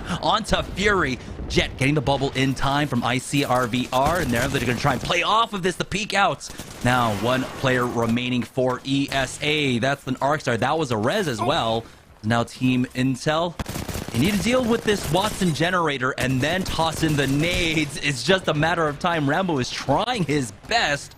And it looks like they have finally been able to clear it here. And so they should be able to start nading them out. But you can see, with that interception pylon gone, they start backing away. And even the down player was able to crawl away from that stairwell. Intel, though, still will go ahead and push up. They've got the man advantage, and now they're about to knock out Team Esports Arena. Team Intel really taking their time with this gunfight, but they are mowing down their opposition and just picking them apart, breaking down the walls, the defenses. Intel eventually looking for this final player here. Razor is going to come in, able to grab that banner and trying to rotate out of this situation. Buff Pathfinder ended up getting eliminated. 9 squads on the map. Will we go down to 8 here? Yeah, it's Phony Head, the only one up now for Team Esports Arena. Possibly Fury is able to swing back on over. Stay alive. He is bleeding out, and Phony feels the urgency. He's trying to get over there. We do have the exhibit going down, and he is out of range of that exhibit. But do they hear the res? Excedrin ends up spawning out. Team Mike and Ike on the rotate here, and they get the knock onto Wizard Coin, and that's going to be the full send out. Singularity to keep them contained. But we have another team in the area right now. Can't quite chase after this one, but they do at least secure that thirst. It's going to be CLG playing off that building now, and Excedrin are a pretty difficult spot. They do have that gravity lift to just try and get past them, though, and then play off of basically the trenches. And so now, as they charge forward, they got to be careful around these Newcastle walls, along with the Watson fences. Do their due diligence, clear out the nodes first, and then try to make the push. But you can see that first line of defense is going to be very difficult to deal with. There is the interception pylon going down. Not a second one for them up. The Arcstar comes in. Cruiser needs to back away. Kimchi Lee will take just a little bit, but they are going to go ahead and clear this one out. Singularity does not catch them in this one, but it does force them into the fences. That's going to be Mamba getting a knock onto Kodagami. And this could be huge for Team Excedrin, by the way. I believe someone signed us and Team Mike and Ike ended up going down. So Team Excedrin wanted to get a big win, but they're going to end up getting eliminated. CLG already in first place at the moment, and down to our final 5 squads getting valuable points. Triple red shield out of our Seer Valkyrie. This is going to be big. Intel looking to make some waves. Well, they're in 8th place. They can easily get themselves into that top 4 conversation with this game right here. Yeah, they're about to secure top 4 as well. Razor now down to just 1 player remaining with Blake Yu going down. You can see Nano is trying to apply pressure onto Sang, but now because of that shot from the other side of the map, that's going to allow Sang to get the res, but he's taking so much damage from the zone now. Oh, boy. Very unfortunate, as Rambo will go for that peek. He can't get the armor swap because of that pickup animation. Rambo, will he get punished for it? No, he backs away just in time. We are now down to our final 4 squads remaining. We got Team Intel. We got CLG. I believe another 3-man up as well. No, Esports Arena currently as a 2-man. So it's going to be a 3v3v2v2 as Enigma now, actually trying to apply some pressure onto ESA. 28 seconds into this round 5, Hill is closing in. Phony going to do everything he can to rat it out, try to get that early placement points, and then maybe if they see a couple knocks, maybe we can see an opportunity and steal away a kill. Meanwhile, Enigma Gaming, we got our Loba, we got our Valkyrie, we got our Gibby, even a charge rifle combined with an R301. Wizzy is ready for the long range, ready to punish somebody. When he's getting punished himself, forced to back down, having to play this battery. Multiple players just looking for that initial damage, and maybe with 2 cracks or maybe a crazy down, we'll see them get aggressive. Meanwhile, Intel look to take to the skies. Yeah, I didn't miscall it. It's going to be a 3-3-3-1 at the end there. Intel not quite getting punished on that rotate with that skyward dive. Oh, Jet ends up falling. Mama picks that one up, and now they're getting picked apart by CLG and Enigma. And this entire time, ESA are just watching on, picking up some free placement points in just a moment. Round 5 closing up. CLG need to take a moment to top off as Nano does hit up that Phoenix kit. So now it's just 2 teams up as a full 3, but we still have 4 squads remaining here. Nano getting absolutely shredded in that engagement. I'm actually surprised they were able to play a Phoenix, but it's right back up to full shields for CLG. And now putting in shots onto multiple teams, but still somehow looking comfortable. Round 6 zone is closing in. It's going to be our final circle. CLG trying to angle out, taking a bit of a flank rotation. Love this play out of Mamba. Connects shots onto 2 different players. Target prioritization, going to take down one Wisley. Will end up getting ripped. Yeah, now we're that seeing was Jimmy just- start to get aggressive as well. That was beautiful. They saw that they were distracted by Team Intel and the rest. Nano ends up getting Sinclair, and so it's going to be CLG with the dominant numbers. You can see that Intel are down to a duo. Enigma now down to a solo as Wizzy ends up getting thirsted, but that's a huge knock coming out from Mamba. CLG had victory stolen away from them in game number 2, but now this is one of the most dominant positions to be in, as Nano again just seems to be this bullet sponge. They get cracked once more. He needs to take the time to hit up the medkit. But you can see that CLG are playing with urgency. They are able to secure that thirst onto Intel. Now it's down to a 3v1v1. Who will survive longer? Will it be Intel or will it be Enigma? A nice little tag there. Demi swapping around. Enigma ends up going it down, and now it's all for that hunt onto Jet. You can see Demi already knows exactly where he's at. He's calling Nano back to him, and CLG will earn themselves a much-deserved victory. They're going to go ahead and even grief this one out with the melees to finish it off. CLG were tied for first place, and now they take the clear lead. We can't say enough about Counter Logic Gaming. I mean, they always seem to find themselves in the most favorable position. They always seem to find themselves towards the end game. Rotation to rotation, their macros are absolutely on point. And to end it with the melees, just almost a little bit of disrespect right there. Just shows that CLG right now are really starting to figure it out, and I can't wait to see them the rest of this season. Let me tell you, Apex season 3, I believe moving on to, is going to be quite exciting. Yeah, the Mobile 1 leaderboard is going to be so explosive to take a look at before we head into game number 5. But this game alone was really fun to watch. We had a lot of early game fightings once again, and that fighting, especially around checkpoint, once we got to the mid game, there were so many important fights that took place there. Excedrin was involved in it. We had Mike and Ike showing up. Someone sign us. So 3 of our top 4 teams all in the same area, all going down well within a few minutes of each other. We're excited to see CLG come out with the big win, and Mike and Ike and Someone Sign Us weren't able to make it very far. So like you said, Team Excedrin were doing a great job of getting involved. I believe they made it out in 5th place, so that'll be good points for them. But I wonder how more did they make it compared to a team like Mike and Ike, compared to Someone Sign Us, because they still had a mountain to climb. They were at 24 points going into this game. Meanwhile, Someone Sign Us was at 43, and CLG and Mike and Ike were tied at 49 apiece. So Team Excedrin is still having a bit of a mountain to climb, and I can't wait to see what that leaderboard is going to look like as well. Yeah, the important part for me, though, when I take a look at Excedrin's performance is always if they're running their averages. If they are running that kind of anywhere between 8 to 10 points per game average, then they are succeeding in what they typically like to do. They are a team that kind of runs the marathon. Instead of trying to get those high kill games, they are trying to maintain consistency. Top 5, top 4 finishes are the regular for Team Excedrin, and that's what they are showing up to do once again. So if they have about 32 points, maybe 35, 37, I think they'll be in a really good spot. It keeps them well within the running with 2 games left to go. They just finally need to get a W under their belt. $500 on the line here for your open night, and only the top 2 getting paid out. But like you kind of mentioned, it means more. I mean, Team Excedrin right now, we already have a lead. They're the number 1 seed team coming in out of our partnered squads, and there's multiple teams looking to climb that leaderboard. I want to say only the top 3 end up getting confirmed over towards the next season, so everybody trying to move into that top 3 as far as the overall leaderboards go. All right, that was game number 4. CLG finally taking a win for themselves. Let's go ahead and send it on over to Yeso to break down game number 4, our first game of Stormpoint from the evening.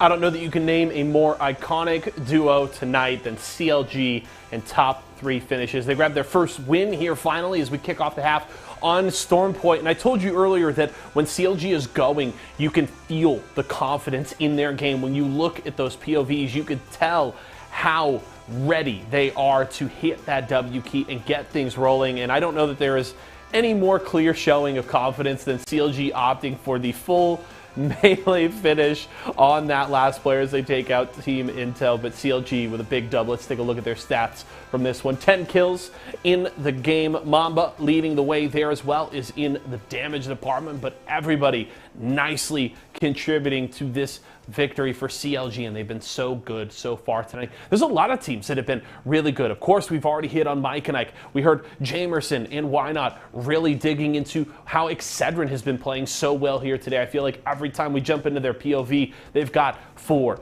5 kills, getting into that top 8. So those two partnered squads really been getting rolling, but CLG have been the best team overall through 4 games, and they should likely be in the lead on that Mobile 1 leaderboard as we get ready for game number 5. Let's take a look, though, at our Mobile 1 high performance moment. A little out of practice, folks. Sorry about that one. But it's CLG here with the finish. 4 squads left, and they're just taking any peek that they can find, getting with Zizzy here early on and then playing this bubble fight just very cleanly, dimming, dancing in and out of the shield, and they're able to take the aggressive push outside to get Sinclair down. And this just opens it all up, because as Jamerson and Tony were well setting up, there was only one other squad of full 3, right? Intel down a player, Esports Arena down 2. So if CLG can wound that one other full squad, they should have an easy time cleaning up the win, and they did exactly that. They clean up Phony there to knock out Team Esports Arena. They're able to clean up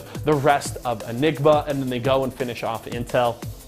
So this fight here really is the key. Mamba stepping up for a good sideline with the 301, hits those last few shots with the Volt to finish that one off, and then this dance around the Gibby bubble to secure the knock onto Sinclair just sets up everything that CLG needed to take the rest of this game. Your biggest opponent is off the board, and you're easily going to be able to take apart the rest of Intel and Esports Arena to grab the win. So well played there from CLG. They're on the board with a W, and they should be at the top of our board when we come back. We'll have Jamerson and Why Not getting you ready for Game 5 in just a few. Tyson boneless buffalo bites have that tasty kick of flavor, so they're perfect for any get-together. If there are any left when your guests arrive. Tyson Anytizers Chicken. More kicks of flavor, more smiling snackers, more to love. Tyson. I'm fading! One bad headache can crash your entire game. Excedrin relieves headaches fast. Excedrin, game over for headaches.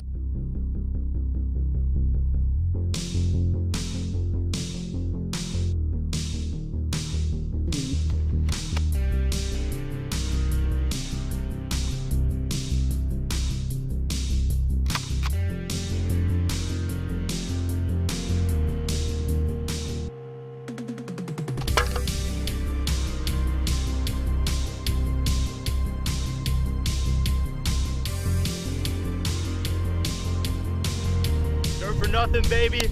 Let's get in there.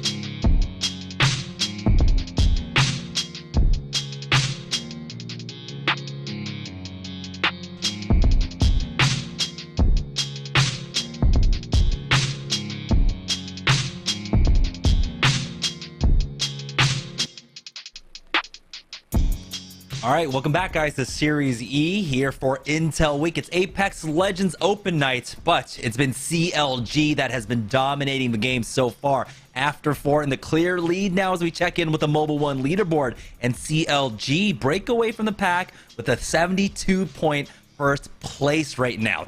Team Mike and Ike, not to be outdone, though, are down by 12 there with 60, and someone sign us in third place now with 50. At one point, this was tied up at 49 apiece going into that game number 4. Now we're going into game 5, and CLG have really put some separation between them and the rest of the lobby. The top 3 still hasn't been determined just yet, but I will say CLG have really positioned themselves well to finish off this tournament in first place, especially if they continue to play like they've been.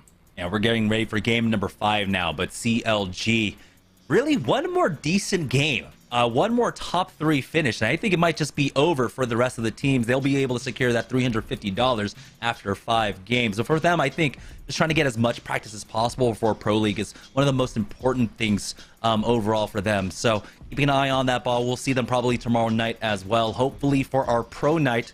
But it does we do have to mention, of course, right now we are starting the game with 19 squads. One of our teams dropping out just a little bit early here with 2 games left to go. That does leave a little bit of room open on the map, so if teams are being contested, they might have a free spot to drop now. Oh no, now it's just less points for CLG to gain, apparently, now that we're down to 19 instead of 20. And I'm be looking at Team Razor. I mean, you got 85 points literally just last week, enough to actually get yourself a win. Now, after 4 games, you're sitting at 18 points and in 10th place. I want to see them have a big game here. I want to see them really push the envelope, maybe get aggressive and try to climb up the leaderboard. I'm not saying they can come out with the win, but I definitely want to see them climb from where they're at right now. All right, we are now all loaded up. Game number 5 here, open night for Intel Week, Series E Apex Legends. We're going to be joining on board with our winners from game number 4. CLG, to see exactly how they're playing this one out here on Stormpoint. But again, they're just playing these positions extremely well. Like you said, the rotates to get into the late game have been working out so well for them. We even see them taking some early fights. We saw that on World's Edge. And so they're really dynamic in the way that they've been able to play this one out. CLG have played damn near perfect Apex at the moment, and they're going to continue to do so. I can't imagine them changing their composition. I can't imagine them changing anything. It's just seemingly working for them. Mamba, Dimi, and Nano, they know exactly what rotations they're looking to make. It's all about just getting into there. And then when they have to get into a fight, they clutch it out. They do what they have to do. Meanwhile, Spectre Esports do have to do what they got to do, because as of right now, they're getting contested early, and Gordo already down to just 1 health and just 1 bar of shields to work with. And Fish Farms kind of aptly named, as they're about to get farmed up. Never mind, they survive. It's going to be RR getting knocked out first, but it was looking a little bit scary there. You can see Gordo still flashing red health, and he won't be able to heal this one up. And so that's our first squad down, already down to 18. As Spectre Esports might have quite the rotation for themselves. It looks like this ring is pulling a little bit to the northwest, but we'll take a look at the ring after this contest. Tyson ends up losing out on it early on, and it's going to be another northwest zone. This time, though, it's going to favor a little bit more towards checkpoint. And it's really tough for teams to land over toward that ship fall and that fish farms. We have to climb up that uphill battle. Everybody having elevation on you. Sometimes it can feel like it can last forever. It's so hard for you to get into those zones. They might have won the contest on fish farms, but like you said, they have a long rotation. They have a bit of a hike to make towards the northwest side. Yeah, Tyson, they're going to move out of this early on. Again, remember, I believe it was Tyson that ended up losing the 3v2. The 3v2 after they got the initial knock on the 50-50 contest. There comes out the scan. They spot out 2. Now they're chasing the 3rd on their left, but Joey Blackout ends up taking so much damage. Mini gets cracked himself and is going to be forced back. But it's just going to be 2 cells for him to get right back into this game. And now Tyson needs to buy time for Joey Blackout to actually hit up a full medkit here. So a lot of downtime here as Tyson don't really have the time to deal with it. The fight's coming their way. So Telly actually gets the first knock onto Z Davis, and now it's a 2v3. They are backed up into a corner, and they trade back as he kind of loses a little bit sight on the target there, but the EVA 8 does enough work. Gets the knock onto Call Spades, and SRC Primal will go down. Tyson survived so far as we join on board with Team Vizio, making their Trident rotate through the map. Tyson having quite a pair of chicken nuggets on them to challenge a team despite having 3 gray armors. Meanwhile, Vizio, they're done walking. You know, they want to cruise on into this next zone. I ain't mad at them. Enjoy the breeze. You got the wind flowing through your hair as Vizio get themselves towards the inner circle, just barely taking any damage despite being in the Triton. Yeah, they are going to be looking for these fights, though. Again, Team Vizio, they were able to get out of, I believe it was Shipfall this time around, not getting contested. And so you can see how quickly they can rotate when they aren't getting contested. Intel, though, in a fight right now. Bubble has been tossed down from ICRVR, but they're just going to go ahead and back away. Rambo is caught out, and now ICRVR has been cracked, and so both players are trying to back away. They don't even know where the shots are coming from. Rambo has gone down. It's Team Tyson, who've had a slow start to today's games, looking to make up for lost time. Tyson really getting aggressive. They have the armor to work with. They now have the resources. The nade starts to go in, and that's going to connect as he finishes off one. Tyson still within position, now going to play things slow and steady. They know they have the advantage. They know they have the control here in this gunfight. 17 squads remaining, and Tyson looking to bring us to 16. And we'll see if Intel can recover their third, try and get him back into this game, but it'd be difficult. There's no reason for them to actually move away from Cascade, right? The ring is pulling over towards Checkpoint, so they can continue to play the edge, continue to kind of camp Rambo's banner. And that's going to be a difficult thing for Intel to deal with, because if they wanted to try and slow rotate in, they would have utilized Rambo's skyward dive to try to get into Checkpoint and not have to deal with the chokes all around heading into that zone. So now this is probably the worst case scenario for them. At the very least, though, that's a nice consolation prize as IC backs away, picks up that world drop, picks up a purple, but Tyson is looking for their next target. Double purples coming out of Intel. Meanwhile, Tyson having 3 players, double blues and a purple, to work with themselves. So still having that numbers advantage and still looking to get aggressive. And now you're seeing Intel looking to get out of dodge. This is not the fight they were looking to take. Tyson, they got the Bloodhound, so apparently they're ready to hunt. Yeah, they've got the Bloodhound, they've got the exhibit ready, but you can see Intel are just trying their best to create as much distance between them. Not picked up on that scan, so Tyson have almost lost them. It's going to come down to Joey Blackout to actually utilize the passive, try and figure him out. You can see that even the heartbeat sensor is being utilized there. Team Intel are trying their best, not even shooting. Do not shoot, IC. Do not give away your position, because Team Tyson definitely wants to gobble you up. He's a Gibby as a 30-30. Normally, he's fighting every instinct in his body not to fire off a shot right there. Meanwhile, looting and moving, and Deathbox Gaming, like we said, running that Revenant over towards World's Edge. Now switching out for a fuse. Hopefully switching it out for the shots, but TB getting absolutely shredded and taken down immediately. Now we're seeing Sear start to connect some shots of his own, but he's going to follow it up. Arena Goats, you know they love to fight. They love these 3v3 scenarios, and they're simply winning it. Oh, the fuse might be coming in here, though, so Arena Goats have to be careful of the third party. I just wanted to note, though, that was just really unfortunate. TB was trying to climb up. He gets Goomba stomped by ETH, I believe, or it might have been a Johnny. I don't know exactly who challenged him out on that window, but he gets Goomba stomped, and he was looked like visibly confused as to what just happened to him as he was trying to climb up into that window, and then he got taken advantage of. Intel, though, still trying to recover here as they are getting chased down. We're not able to pick up the banner of Rambo, so they will be forced to duo this one out as they take the time to try and play off of Jurassic Park, but they are still getting pushed. You can see the Prowler, though, might make this one a little bit difficult. We've seen TSM have to deal with this. Tyson lost out on Joey Blackout throughout this, but they are rezzing him back into this. Really tough for Intel because you're playing this out as a duo. Meanwhile, you're in a 3-way deadlock right now for top 4.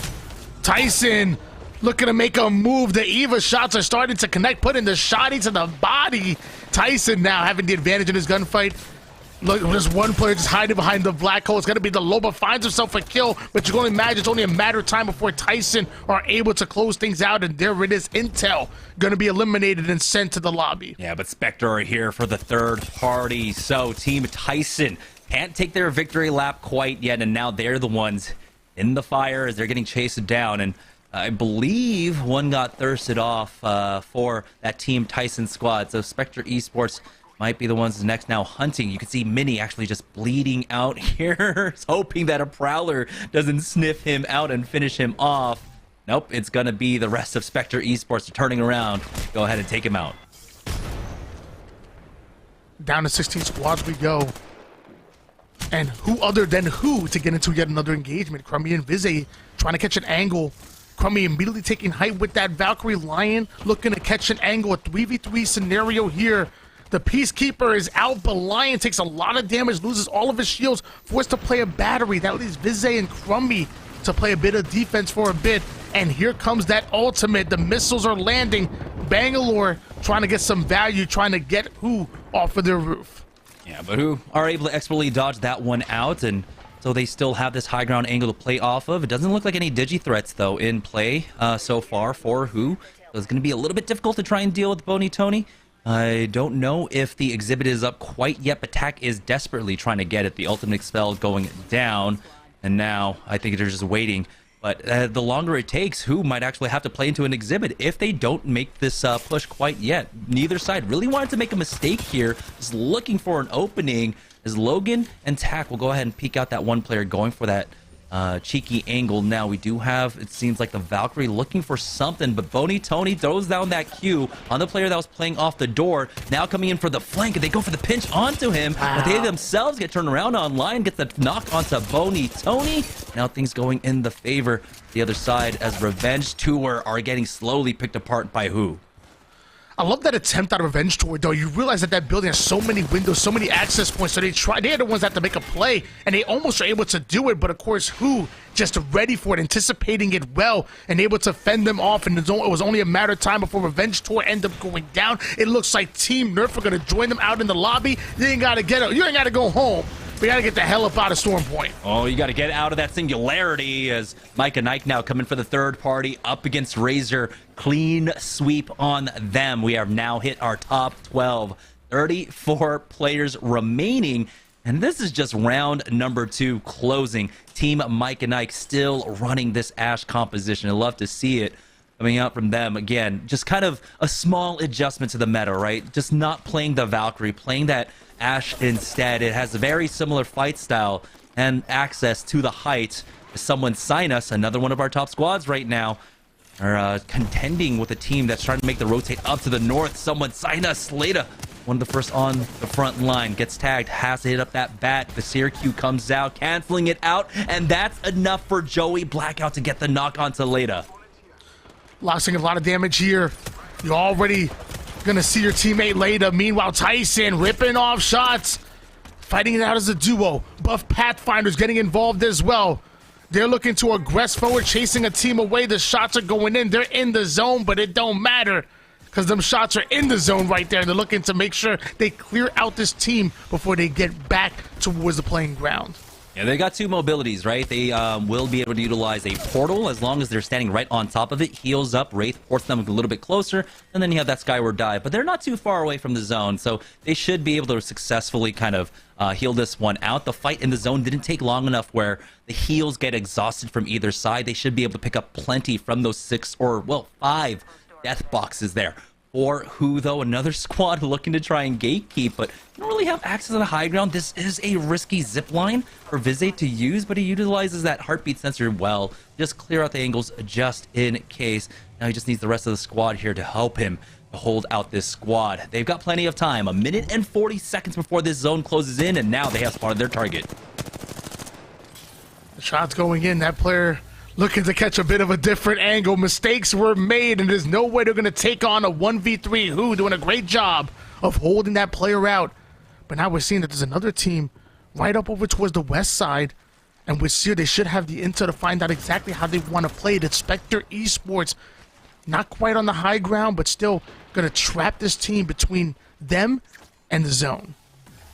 Nice little maneuver here to get them out of dodge. They got to be careful, though. Brandon took so much damage there. Seer exhibit has been tossed down as they try to challenge, but they need to connect with the shots. There we go. Cars 2 does end up getting that knock and that thirst onto Lion. Spectre Esports will slow things down with this man advantage. The peek out from Gordo, and those wingman shots find true damage there. Is now Brandon coming in from the flank. He's even playing into the exhibit. Has to be careful. You still have to consider the strength of that Seer exhibit. Just wait it out a little bit longer as he gets peeked and he goes down. Crummy picks that one up. It's now down to a 2v2 as Cars 2 is going to try and hit that res. So tough to fight within the Seer ultimate. And you find out real quick, Brandon did And now Cars 2 and Gordo going to try to make a play. The R301 shot's going to rip, though. Beautifully played. Now tagging up the second. Sadly, can't quite find the knock, but it looks like Crumby and Vize will. They come in quick. Spectre Esports end up getting eliminated, bringing us down to 9 squads remaining. And do it quick enough to at least pick up that banner, but they still need to heal and move in with this zone. This zone actually pulls a little bit away from checkpoint. So maybe that compound or that open ground just to the north, but it could still, of course, feasibly pull over here.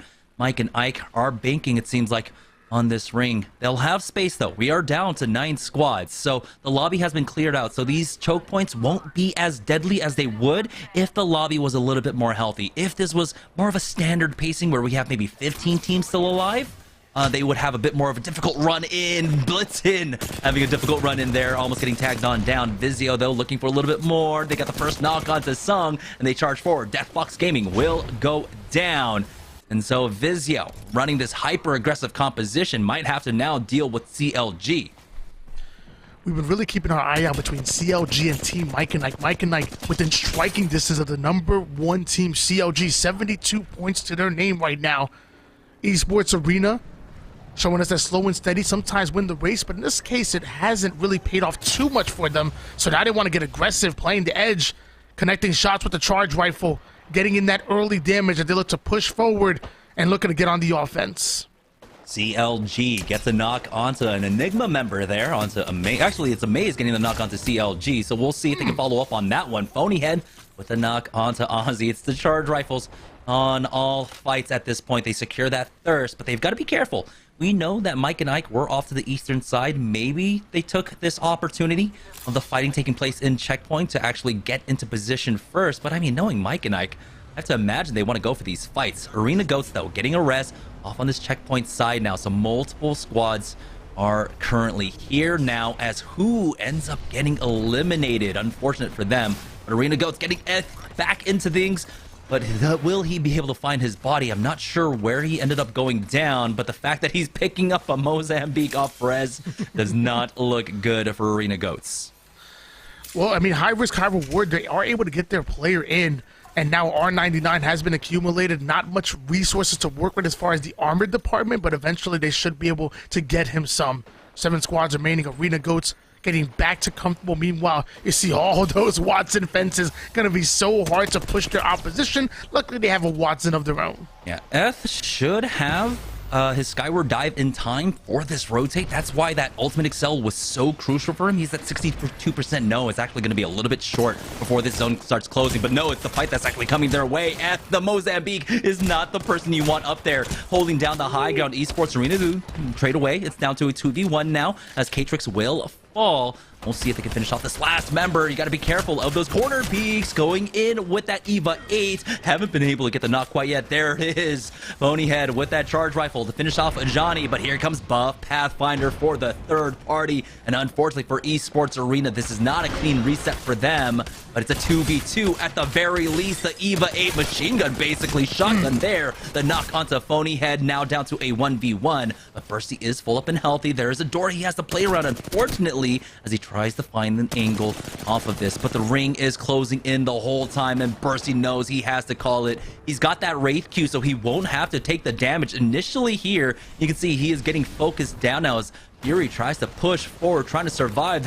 The mother load right there ahead of him, and he survives the top 5 at the very least up against Buff Pathfinder. But now it's Team Mike and Ike cleaning out Enigma Gaming. It's going to be Mike and Ike and CLG once again, along with Team Vizio for our final 3 teams in this game. Like I said before, we've been keeping our eye out for Mike and Ike and CLG, and once again, they make it into the top 3. So now just looking for the information here. Vizio looking to get involved as well. Everybody fully loaded and everybody comfortable in their positioning for now, especially CLG, who find themselves once again towards the back side of the zone, backs against the wall. They have nothing to worry about except who's in front of them. Ooh, Timmy. The Kraber shot not quite connecting there, but this could be the difference maker for CLG. Most important part is just the fact that they need to be able to realize that it's going to be Mike and Ike on their left. They were able to kind of spot that out, I believe, what was it, in game number 2, game number 3, knowing that they are playing that Ash. They have to keep that in the back of their mind and know who they should try and prioritize, especially for the top 2 finish there. They do not want to make it closer than it needs to be heading into game number 6. So if they can deal with Mike and Ike here, it's basically clear sailings for a first place finish for CLG. This game's be huge for CLG, but just as much on the line for Mike and Ike as well. Vizio getting himself right into the line of sight of this Mamba with this Kraber, and I wonder if they're aware of it. Is they still just looking for an angle? Round 5 zone closing in. Mamba trying to find it. We do realize that Sang is starting to push forward. Vizio want to make a play here. They're going to take the challenge onto CLG, and hopefully Mamba can get that initial damage with the Kraber. He scopes out just in time to spot that Sung is up top. They have a nice little rock formation to play off at the very least for CLG when this ring finishes up closing. But again, it's about who can apply the most pressure. And Mamba, with this Kraber, could be the difference maker. He's got the devotion in the back pocket. I'm wondering if he has the turbocharger, because Mamba on that horizon with a devotion turbocharge on a gravity lift absolutely melt teams. So he's going to use that gravity lift just to try and get up top. The cheater's way to climbing. And look at all of these angles that he's able to create as he just barely misses the shot on Tamar and ends up paying for it. The shots go in, forcing him off of that high ground, but I believe he's going to want to get right back on it. Meanwhile, Nano wanted to get back into the fight. Oh. Like we said, there's 3 squads remaining, and there's some damage coming in. He's looking to capitalize on it, going for the finish. It looks like that ultimate has been destroyed, and CLG looking to destroy 1. Mamba with the Kraber connecting onto the shots, the right ones as well. 2 members of Vizio, excuse me, 1 member of Vizio down, but 2 members of Mike and Ike have fallen. Wizard Coin is going to try his best to wrap this one out, but you can see now Mamba pushing forward, the singularity out. He does have the turbocharger on that Devo, but he will not overextend for this kill. He gets challenged. Born gets the knock with that PK. Mamba has fallen, and now the world is open here. There is an opportunity now for Mike and Ike to fight back into this. Vizio has gone down. It's down to a 2v1. No, it's a 2v2. Mar was res back up. Wizard Coin took that opportunity to get on in. Nano, you cannot be playing with your food at this point as Mar ends up getting that Phoenix kit off. So now down to once again another 2v1. Mar gets tagged. Dimmy hits him up huge, and CLG will get back-to-back wins here on Storm Point. Nano so confident, he went for the 360 kickflip on the kill for that one, and CLG, like you said, going back-to-back, earning out the win on that one as we saw another battle between them and Team Mike and Ike. Mama nearly did not make it to the family picture at the end there, but ultimately the Kraber shots connecting creates chaos across the battlefield, but that was the huge opening they needed, getting a knock on either side onto Vizio and to Team Mike and Ike. So Mamba did his job at least enough there. Team Tyson tried to use this game to really try and climb up the standings. We saw the aggression coming out from them. It was just very unfortunate because of the third-party timings. This has literally just been the battle between Counter Logic Gaming and Team Mike and Ike. They've just been going back and forth literally all tournament long. Someone signed us with 50 points going into that game in 3rd place, but I'm not sure exactly where they ended up landing. But still, as far as this top 2 prize pool, I'm willing to bet my own money that it's going to be in favor of CLG and Team Mike and Ike. Yeah, I mean, CLG, basically, in the next game, feasibly, all they really need to do is like basically hit top 5, and I think they win without having to sweat the results whatsoever. But they're not going to do that. They've just been playing so well today, really trying to hammer down exactly the fine points of their gameplay before the Pro League starts. We don't know when, but they're getting the practice in now, and they are showing that they know how to play the end games well. They know how to really control teams when it comes to that kind of final 3-team engagement. So great things coming out from CLG so far, but I'm also loving what we're seeing right now. It's just a lot of fighting taking place across Storm Point. And now the question is, who else going to be able to climb up these leaderboards? I mean, you still have someone sign us, like I said, that was in 3rd place that might be able to make a run. I know Enigma Gaming and Team Excedrin were still within the conversation. It's been a 2-man race for quite a bit, but you know that 3rd place and 4th place finish might be still wide open. Yeah, let's go ahead and send it on over to Yeso to break down CLG's 2nd win of the evening. Yeso, go ahead and take it away. We've got a melee finish, and now a little 360 knock there from CLG. Back-to-back wins now as they continue to just seemingly play with their food here.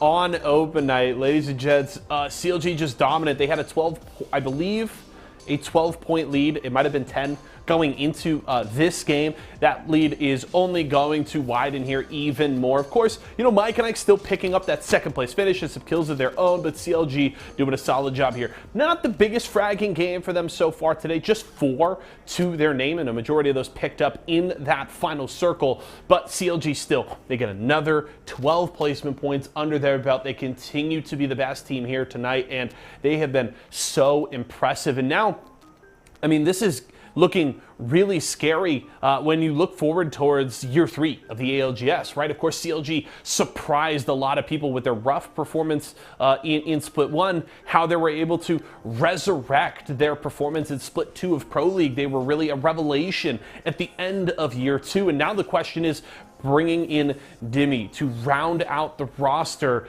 how good can this team be? Of course, you know, you look at Open Night, this is, you know, a lobby that they should be very strong in. They should be confident in winning a lot. But the question is, with how dominant they've been, how can they translate this to the best lobbies in North America? I think they have a very good shot to do so, so I will have my eyes on CLG this year. Let's set our eyes, though, on our Mobile 1 high performance moment here for our game number 5. And it is this final push. CLG getting confident. Mamba coming forward with this Devo, but unfortunately gets punished. But the nice thing is that he's got Dimmy and Nano to back him up here, and they clean up. Nice shots with the scout there from Nano.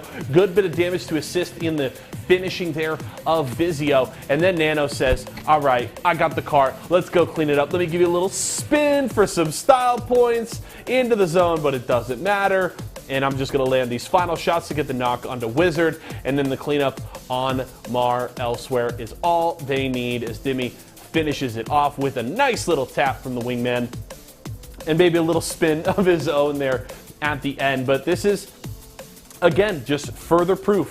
CLG playing confidently, playing aggressively, and how well it works out for them when they're able to do so. Well played from CLG. Back-to-back wins here on Stormpoint. Can they make it 3 in a row? We'll find out very soon. I mean, hey, if you were watching in Philadelphia over the weekend, we saw Black Hand take 3 on World's Edge. Can we see CLG do the same here on Stormpoint? We will find out when we come back.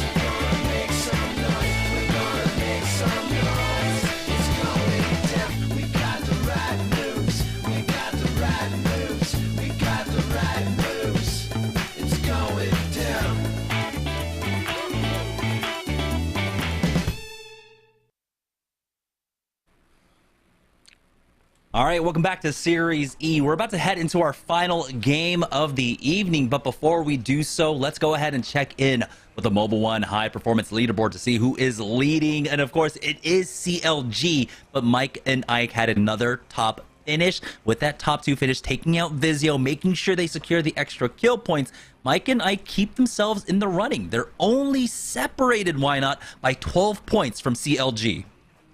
They're definitely within striking distance of CLG, but the way CLG have been playing, just making every single end game, whether they win or end up in 2nd or 3rd place, CLG are always involved, and that's going to make it as hard as possible for Mike and Ike. If Mike and Ike want to pull off the win, they're going to have to target Counter Logic Gaming. Meanwhile, someone sign us sitting in 3rd place, comfortably at that, because they still have quite a lead on the 4th place Enigma Gaming. Yeah, but it's basically out of reach for them. 24 points. That's the difference between them and Mike and Ike now. So they either, well, they need to drop like a 30 bomb and also take out Mike and Ike early on if they want a shot at that $150 bonus. But here we go. We are getting ready for our final game of the day. Remember, we're starting off with 19 teams. One of our teams ended up backing out after game number 4. And so we'll be starting with 19. Looks like we're just waiting for our last player to get in before we can check in with the Legend Select in just a moment. Again, we've talked about it all day long, but I think you and I are both pretty teams that are sitting, you know, on the right-hand side of the leaderboard. I want to see them get aggressive. You know, we talked about it before. Hey, maybe a little Octane and Revenant action, something to get an aggressive comp to try to get some kills and maybe make some headway towards the leaderboard. Yeah, one that I was really looking forward to at the beginning of the day. I mean, remember, we were talking about Vizio playing it out as a 2-man in game number 1. They were able to secure themselves a top 3 finish. It does seem like we have a server issue, unfortunately. So I'm going to thank you guys already ahead of time for your patience as we set up the next lobby or reset the lobby for ourselves. So we're going to take a short break. When we get back, we will get right into game number 6.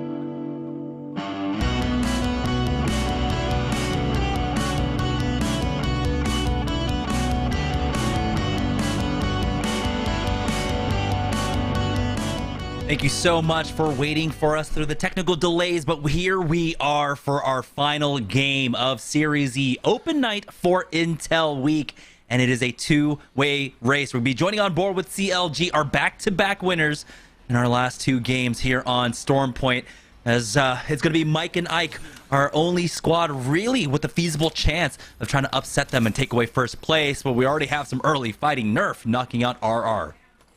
I'm assuming RR stands for rest and relaxation because they have the rest of the day to rest up as Nerf takes them down bringing us down to 18 squads. Are going to be the first ones to hit the lobby. Nerf, though, have been having a difficult go of things along with Esports Arena. A lot of our partnered squads just have not been able to get much going at all today. It's just been that two-horse race. CLG, Mike and Ike. Again, we stated at the beginning of the show, they need some amazing performances across the next 5 weeks, and they are starting to piece things together. This is looking great for them. If they can continue with this momentum in the next 2 or 3 weeks, they will easily put themselves out of that relegation zone. Taking a look at that first ring for this last game, though, is going to be pulling over to the western side, not quite at Mills, just outside of it. And that middle rock formation that I can see right towards the center of the green zone, I've seen that being used as God spot over towards ranked. We actually were playing onto Storm Point. Is that going to be the same thing if the hill does really go that way? Would that middle mountainous region be the God spot? If you have like a Newcastle and a Watson combination, does that work in comp the same way as it works in ranked? I mean, right now, sorry, I was a little bit happy to see my boy Pathfinder coming in. Lion is going to be picking that one up for us. But yeah, these rocks, especially early on, can be utilized well. We'll see, though, right now with how much fighting is taking place on the edges. I don't know if Godspot is something that people are really worried about. CLG might be the one to really try and consider that for the time being, because again, they're just trying to outlast and outsurvive Team Mike and Ike here. We don't know if they're going to be able to get this rotation, but we do have Team Intel in a fight right now. Icy going to be forced to use this bubble early on, and I imagine this is going to be Team... Oh no, it's actually Deathbox Gaming picking up the fuse for themselves, going on the hunts. The lower bracelet flies in. They're able to get out of the situation. Deathbox looking to get a bit aggressive here. I believe it's Team Intel that are being chased down. Team Intel currently in 7th place, tied for 6th with Arena Goats. Deathbox Gaming, though, they're being relentless. They got someplace to be. They're like, we got to end this tournament now. We're going to keep attacking, and when all else fails, attack some more. Yeah, in the last game, we saw TB unfortunately not able to make his climb into a window for the fight, and they ended up going down early on. This time around, though, they are the hunters. They are the one chasing after Team Intel, and really, there's a lot of determination. They should have another knuckle cluster up, and hopefully maybe they connect, and that'll slow things down. But it looks like Team Intel are just looking to full avoid, or maybe turtle up into a building and then try and fight. They're actually just stuck behind rocks. It looks like H-Ball, and calling it out with that heartbeat sensor, Team Intel have been able to make it across. Deathbox Gaming, though, are not giving up this chase whatsoever. H-Ball getting a couple of nice shots with the G7 Scout. Team Intel can't find themselves into a safe zone, so eventually they might be forced to turn around and fight here. Meanwhile, Deathbox, I will say, let me tell you, man, this team is absolutely relentless. They're going to keep pushing forward. They're going to chase them down and hold on. It looks like there's a bit of a flank coming in, seemingly out of nowhere. Deathbox Gaming, they thought they were the hunter. Now they might be the hunted. I think this just might be the two-man of Intel. One got away, yet it is. Jet comes in, gets that knock onto Ziggy. Wondering if, like, Jet kind of baited them to try and overextend while Intel were just kind of lurking there, and then Bracelet back to his squad. All right, here it is, the airburst nade. Only one remaining, I believe, on Deathbox Gaming. What a turnaround fight here for Team Intel, who were just getting chased down this whole time, but they were just laying the perfect trap for them. Big brain plays coming out of the team with all of the intel, and of course it's on their week having the home field advantage. Meanwhile, Esports Arena taking a bit of damage early. Klein ends up going down. They're able to recover the banner. That player tries to find the exit right into the hands of Fury, and with that, Razor end up going down. And we're down to 14 squads. Zone 1 is still closing up. Nerf is looking for another fight themselves. And of course, full edge composition. And oh my god, Messiah with the speed just got right on top of Raze. Don't know how much is left, I believe, on what? Buff Pathfinder here. Bursty has fallen, so one player remaining for them, as Team Nerf are consistently on the hunt right now. They do spot out that last player who gets into that gravity gun. I don't think they're going to be able to catch up to them. For someone, sign us. They're looking for a fight here on the edges, as they do have that Seer ultimate down. Looks like they might be able to cancel out a heal in just a moment. Leda ready to make the push on out, but he has all the info to play off of with that exhibit. The fastest game we've seen so far here in this tournament. We're already down to 13 squads. It's soon to be 12 because here come Locke and someone sign us. I told you before, they're playing for a contract right now. Quickly eliminating Spectre Esports and 34 players on the map right now. Everyone looking to duke it out here in the final game. Yeah, this is easily the fastest game that we've had so far, and that's typically the case when it comes to game number 6. That's how it's going to work out for Team Intel. Skyward Dive.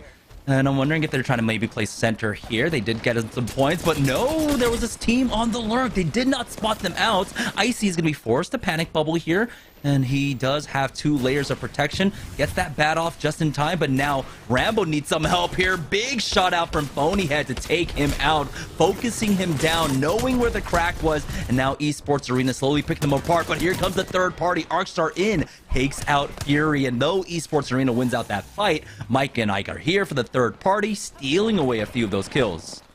A couple missed shots out of Icy gonna cost him his life right there, and now we're seeing, like I said, Mike and Ike squeeze in here.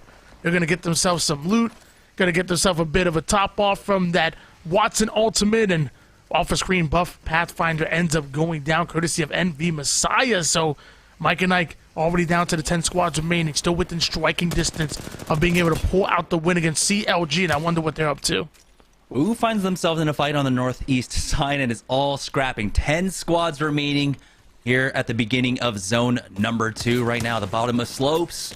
As you can see, the wingman shot's not quite connecting for Lion. We'll see if maybe he can get a little bit closer, play out the PK instead. Esports Arena actually still in the fight, but they do get knocked out. Wizard Coin finishing off Phonyhead. We'll see if anyone comes in for the third party up against Mike and Ike, but it does seem like they're going to be able to recover for the time being. For who, though? Lion does take that high ground, unfortunately, is going to be forced out. What goes up must come down, and Lion not able to get the God spot up there. And now it's not really a question of who, more of a question of how are they going to be able to create an opening to get aggressive. And it looks like Lion has the answer. Grapple right in. Wingman shots aren't able to connect. His teammate Vize losing all of those shields here, who were trying to isolate a 3v3 battle, but it looks like there's multiple teams around that are looking to engage. Crummy goes for the peek, and that's a 1-for-1 exchange. Boney Tony picking that one up, but the damage is there. Never mind. Lion does not quite connect with it. Vize is left alone. And so Revenge Tour will survive, but yeah, the third party, we already knew it was coming. It's Enigma Gaming, so no question about that one as they secure the Thirst at the very least onto one. We'll see if they can get a little bit more. Syracuse doesn't quite connect onto that last player, but we do have Enigma Gaming now just being able to pick up all the free loot for themselves. They haven't gotten any kills, though, and so that's really unfortunate that the third party really doesn't net them anything at all. Revenge Tour will just go ahead and back away. Logan will have to be left to rat this one out. There might be a small opportunity if he has enough heals to maybe swing back around, pick up the banners, go for the res, but I don't know if he'll be able to do that for now. You can see the ring continuing to pull on over towards that western edge in that connecting area between Cenote Cave and the hill, and Mike and Ike are set up for success inside of that compound with the mountain to their backs. And CLG really positioned well as well. You know, right out of Cenote Cave, really close towards that centralized hill. They might have to deal with a team over towards Barometer. They might look to introduce themselves, but still CLG are playing the end game right now. No KP just yet, but we know CLG always find themselves within that top 3, and when the time comes for them to fight, they're usually ready for it. It was a 12-point difference between CLG and Mike and Ike heading into game number 6. Mike and Ike cutting out that lead with a few kill points that they ended up picking there. So this is becoming closer and closer. CLG cannot risk anything at this point if they want to secure that first place finish. And it's so odd to say when a team has, what, 72 points, 74 points after 5 games, that they still are not the clear favorites for a first place finish, because Mike and Ike have just been keeping pace with them all evening long. CLG find themselves a prey here. You see him immediately start to take height, trying to get some information. No more cues. It's time for the ult. Nano gonna kick down that door, try to scare away one, opens it right up. Knock, knock. Who's there? It's CLG. Nano takes down Locks. That's gonna be a quick down for them. The G7 Scout gonna try to connect as another Seer ult comes in. Demi taking a lot of damage all the way down to one shot. He goes somehow able to stay alive here. And now Nano gonna continue to hold height. CLG taking it one step at a time. Yeah, I think CLG might want to just try and back away from this one. There is a world drop coming in, and they should honestly try and play off of that. Try to get themselves a massive, maybe a Kraber, and then play for that late game once again. But I think for the simple fact that we do have, of course, anonymous mode on, but the fact that Mike and Ike are running the Ashe means that they have a semblance of an idea of how many kill points that they're picking up in the game. They can kind of suss that one out and really be able to keep tabs on them. And so CLG are trying to get the kill points that they saw Team Mike and Ike take a 3-man push out with that grab lift onto Key. CLG about to pick up their second kill point, maybe their third in just a moment. You said it before, it's a chess game. And as of right now, CLG playing it well. Meanwhile, the opposition can't even find the board. CLG clearing out this side of the map as we go down to 8 squads. It's only one player for someone Sinus that's forced to rat it out. They were sitting in third place and might have been able to make a run for second, but now only with one. Later might have to try to recover banners in order to get back into the fight, but it's going to be really tough when CLG are simply using it as bait. Yeah, someone Sinus needed a high fragging game and a win. But now things are looking almost impossible for themselves. He has been spotted out by Enigma Gaming. Now it's between Enigma Gaming and CLG who will end up getting this kill point for themselves. Enigma not trying to push out too far ahead. You can see they're still going to play this one kind of cautiously. Not throw caution to the wind here and still play for that late game instead. They've got 50 seconds to rotate in with the zone, and they have to clear out a lot of angles to do so. They are not running that Seer, so they don't have the same kind of luxury to try and run and gun and utilize that Seer heartbeat sensor as they try and make their way on in. So I like this call coming out from Enigma Gaming, playing this one out fairly like a standard match game. Enigma Gaming want to find itself some good positioning. Meanwhile, that charge rifle is still connecting shots from across the map. You're already having 3 players with purple shields, and now you're being introduced to multiple fights. The charge rifle now coming back at them as they have to deal with a team over toward the east and the west side. Don't want to find themselves in the middle of those two, and especially don't want to find yourself within the sight lines of Counter Logic Gaming. Yeah, it's CLG with the gatekeep and then another squad possibly coming in for the backfill behind them. Might also just be that one lone rat player, remember, for someone Sinus. That could have maybe peeked across. Don't know exactly where everyone is right now. Nerf, though, have found a squad for themselves. Getting a little bit of an assist from the Prowler as well, as Messiah will go ahead and slide on in. But now the Prowler has turned his attention towards him. The slide in. Revenge Tour gets spotted out and knocked out. As CLG are still looking for a moment here. Now they've got to deal with this Gibraltar. Don't know if they've got the defensive bombardment quite yet, and it is going to be used. You can see Nano backing away just in case, but in just a moment, CLG will be able to charge forward. The bow check bow is here for Nano, and he will go ahead and utilize that. Now, the Seer exhibit does go down. It's behind rocks. Nice clearance there. It's actually a little bit short, so they can clear it here, but a nice Q will get them full information onto all the players, and it's just a matter of time as Wizzy will fall at this point. The bracelet used to get out of dodge. Dimmy has been dropped low, but Enigma Gaming have been cleaned up. CLG keeping pace with Mike and Ike. Both Enigma Gaming and someone Sinus end up going down, so our 3rd place and 4th place team are no longer on the map. It's CLG and Team Mike and Ike. Back to the 2-man squad, but still 5 squads remaining here, so maybe either one of these teams can deal with these 2 juggernauts. Mike and Ike find himself in the middle of a battle. We see Mar find himself in the middle of double arc stars that will start to connect, and now Mar's getting absolutely shredded, somehow able to get the battery off, and now with that, he looks to get aggressive. 56 to the dome, tries to take to the skies, but as I said, what goes up must come down, and so will the opposition Nerf get eliminated. And of course, there's a charge rifle just being a nuisance as Mike and Ike are able to basically catch up once again. CLG were trying to match them kill for kill, but now they are going to get that 3-point discrepancy back. SRC Primal playing off the rocks here. It looks like as the zone closes in, they won't have much cover, and so they might actually be forced down a little bit early. We'll see, though. Call Spades, excuse me, does have that castle wall to set up. But if you're set up there early on, teams can just kind of focus it down. There's 3 other squads here. Don't know if they'll take the time to do that. Mike and Ike, CLG, we got Another squad actually inside of this building now is MJ taking so much damage here. He cannot go down. He falls. It's CLG coming for the third party, getting the knock onto MJ. Wizard Coin has fallen, and now it's up to Mar to try and rat things out, but he has been spotted. And CLG, no, they just have to get rid of this last player. They just have to get rid of this Ash, and it is GG for them. And that really was unfortunate. You know, MJ was trying to take that battery, ends up getting Circuit to interrupt it, and then with that tries to take height and tries to make something happen, but eventually he's hunted down. CLG playing it well, using Circuit to perfection. It is what thought to be a 1v1, but Nano taking some back shots with the charge rifle, and eventually Nano ends up going down. That player with the charge rifle absolutely griefing CLG, forcing Mamba to slow the game down, go in for the gold knockdown res. Mar looks to interrupt it. Mar trying to make it happen. He knew that he was dealing with CLG, so he tries to take him down with him. Demi is just looting this whole time while his squad is trying to finish off the biggest contestant. Now they do at least secure that finish onto Mike and Ike, but this was almost a throw. We gotta call it. This was almost a throw, Demi. But they do survive. They hit top 3, they knock out Mike and Ike, and now they just basically win the game. It's all coming down to this. It's a 3v3v1, but Demi, come on, man. What are you doing looting here when you need to finish the game?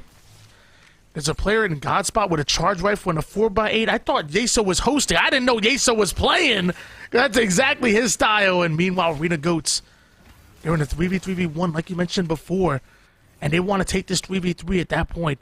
They'll feel really confident. It's SRC that are sitting over toward that Godspot for now. But in about a minute, that hill will start to close in, and this positioning won't be good for long. Eventually, they're going to be forced to contest, and maybe Demi might be able to, pick up a couple pieces, get himself a little bit of a third-party situation, because he's sitting towards the outside, looking to become the bread of the sandwich. Yeah, it was Arena Goats that started the day off with the win. Game number 1 in that thermal station ending, utilizing that Watson extremely well to control space on that platform ending. We'll see if they can bookend the evening with a win on either side, but SRC Primal are the ones here to try and play spoiler. They still have a rotate to deal with, though. Sliding down this hill to be a little bit dangerous for them, but they do have the Newcastle shield wall along with the mobile shield to try and just slide on down. But it doesn't seem like AG want to take any risks. They're not even peeking across. Demi has been spotted. Oh, multiple charge rifles here as Demi is trying his best to survive. Absolutely toxic with the multiple charge rifles in play, but eventually I can imagine Call Me Spade running out of snipe ammo, so eventually I would imagine that he's going to swap out that charge rifle, especially going into the end game. Trying to use the Newcastle shield to push forward. It's not going to work. It gets shredded, and so will Call Me Spades. Call a spade a spade. He ends up going down, and now SRC are at a disadvantage. We do see Dot True trying to create some cheeky angles with the grenades going into the building. Hopefully that'll buy enough time or buy enough damage for them to collapse, but it's a 2v3 at the moment. Primal are so far not an advantage. So far, they're in trouble. We're not even going to push out quite yet. Demi wins these. Demi wins these. 1v2v3. Let's see if they can secure this one. ETH does end up securing that thirst on to 1 as AG gets the knock onto Zotelli. And so now it's down to a 3v1v1. And it looks like it might just be AG taking the final win of the evening, but CLG just basking in all the glory right now. He has been spotted by that heartbeat sensor, the Q not quite connecting there. We'll see if there's an opening. Maybe if Arena Goats kind of just allows someone to get a knock. Nope, they will not. Arena Goats taking out SRC Primal. Now Demi in a 1v3. ETH is going to go ahead and push forward there and gets the crack. And now he just needs to finish him off. Arena Goats will get 2 wins tonight. But it's not going to be enough for them to get a top 2 finish. That was firmly in the hands of CLG and Mike and Ike. Yeah, I think there was 2 huge wins out of Arena Goats, really showing that they know how to play the patience game going into Battle Royale, in addition to playing in arena-type settings. But like you said, you were sitting in 6th place, 32 points. That's a huge game out of that, but it's not going to be enough to propel you into the top 2. I'm not even sure if it's enough to get you into the top 3. Yeah, we saw how many of the points were kind of just monopolized by our 3 teams, right? We didn't get to talk about someone sign us so far in this game because it was a two-horse race between CLG and Mike and Ike. But between CLG, Mike and Ike, and someone Sinus, they had about, I think, 200 points, somewhere around there, between those three squads after 5 games. So it's just absurd how the rest of the pack kind of just got left behind. That game number 6 was so quick. Everybody duking it out. There's a lot of teams that were pretty much playing for just those kills because there was no chance for them to make it into the left side of the leaderboard, let alone with the win. So we saw them literally empty the tank, leave it all on the line. It was really fun to watch. That was a huge wipe by someone sign us. We saw Intel doing everything they can towards this edges circle. The Gibby ult wasn't enough. A couple missed shots by Icy ended up costing him that one. Plenty of replays and plenty of exciting moments in that game 6. Yeah, the third party really opening things up. I mean, there was a chance maybe that Esports Arena could have fought back into this, but you can see that Mike and Ike were able to find that beautiful opening with that Arc Star, getting that. And they knew that they had to catch up. So Mike and Ike, you can't really fault them for playing a little bit more aggressively in this game. There was a 12-point difference between them and CLG, so they had to make up for that difference, especially with how consistently across the last 5 games that CLG have been. My favorite part about the battle between CLG and Mike and Ike is that Mike and Ike almost knew they were losing it. So they try to do everything they can to say, you know what, let's try to put them down. They're taking charge rifle shots, nades, damage, they're in a war. But they were doing everything they can to say, if we're going to go down, you're going to go down with us. And he did a great job. Like you said, Dimmy was trusting his 2 teammates to clear that battle out. And eventually he gets caught by himself. He's sitting here like, what the hell just happened? My 2 teammates went down. It was supposed to be a 2v1. So really fun to watch those 2 go at it. I'm excited to see them go at it at another open night or maybe even the pro night coming in tomorrow. All right, we're fairly confident that it's CLG taking the win, but we're still going to go ahead and send it on over to Yeso to break down all of today's actions along with announcing our top 2. So Yeso, go ahead and take it away. Great cast today, gents. So much fun to listen to you both. So thank you so much for doing the work that you do. Arena Goats close it out with the win, but that's CLG with 5 straight top 3 finishes on the day. 2 wins sandwiched in there as well. Of course, games 4 and 5 there on Storm Point, and they were dominant so far tonight. But before we give them their flowers, let's take a look at Arena Goats and how they got it done this game. We'll take a look at our champion squad here for our final game of the day. Solid performance here from the Arena Goats. They pick up their 2nd win of the day. They, in fact, bookend the day. If I remember correctly, I think they won our first game here, and they finish strong with 5 kills in this one. So a good showing from the squad. Hope to see more from them. Future open nights. Maybe we can switch their name to BR Goats if they keep coming out and getting wins on the board. So well played from the squad. Let's take a look at our final Mobile 1 high performance moment here for the day. We'll get one final look here as Arena Goats. We already know that CLG down a couple of players. Arena Goats likely have the information. Hey, we pick up this one last kill. This is the easy dub. They clean one up on the roof, and then it's just easy pickings here onto Dimmy. Doesn't matter if you've got the red Evo. Doesn't matter that you've been crushing the lobby so far today. 1v3, you're not going to be able to clutch it up. Would have been funny if they had gone for the melee finish at the end to clean up CLG the way they had done earlier to Intel, but regardless, Arena Goats get in here, they land their shots, and they finish up the day strong. So well done to them. Hats off to the squad here with a strong showing here in Open Night in Intel Week, and we'll see just how big this gap is for CLG, because of course, no one's surprised they should be at the top of our Mobile 1 leaderboard, but just by how much, because Mike and Ike were trying to close that gap as best they could. But let's do it. Let's take a look at our final Mobile 1 leaderboard here for today. Take a look at our winners and how everybody performed on the day. CLG just sneaking into triple digits there at the end of it all. They finish with 103 points on the day. Mike and Ike behind them in 2nd place at 86. Mike and Ike with a fantastic performance here today. And this is one of consistency, because they were doing much the same thing as CLG, winning fights consistently, getting into top 5s, into top 3s, game after game after game, and that is why they were able to, for the most part, keep pace with CLG. Now, they couldn't stack wins in the same way that CLG did to really close that gap and take the points away from CLG, but they had a hell of a performance tonight. Now they need to roll that into tomorrow, because tomorrow's lobby, you're going to be fighting a lot of CLGs, right? You're going to have a lot of really talented squads coming out, fragging out. Mike and Ike needs to be able to do that tomorrow if they really want to close that gap on our overall leaderboard. One final reminder, it is Intel Week. If you want to shop products from our friends at Intel or any of our partners, walmart.com/esportsarena. And make sure to stick around all week long as we continue to do awesome giveaways. Watch all of our shows. They all go live at 4 p.m. Pacific time right here at twitch.tv/esportsarena. We've got all kinds of goodies we want to give to you. So make sure you're here for all that. That's going to do it for myself. My name is Yeso. It's been a pleasure to host for you all here today. Good to be getting back into the swing of things. For myself, the entire live broadcast crew, and everybody here at Esports Arena, thanks so much for joining us here tonight. We will see you again tomorrow.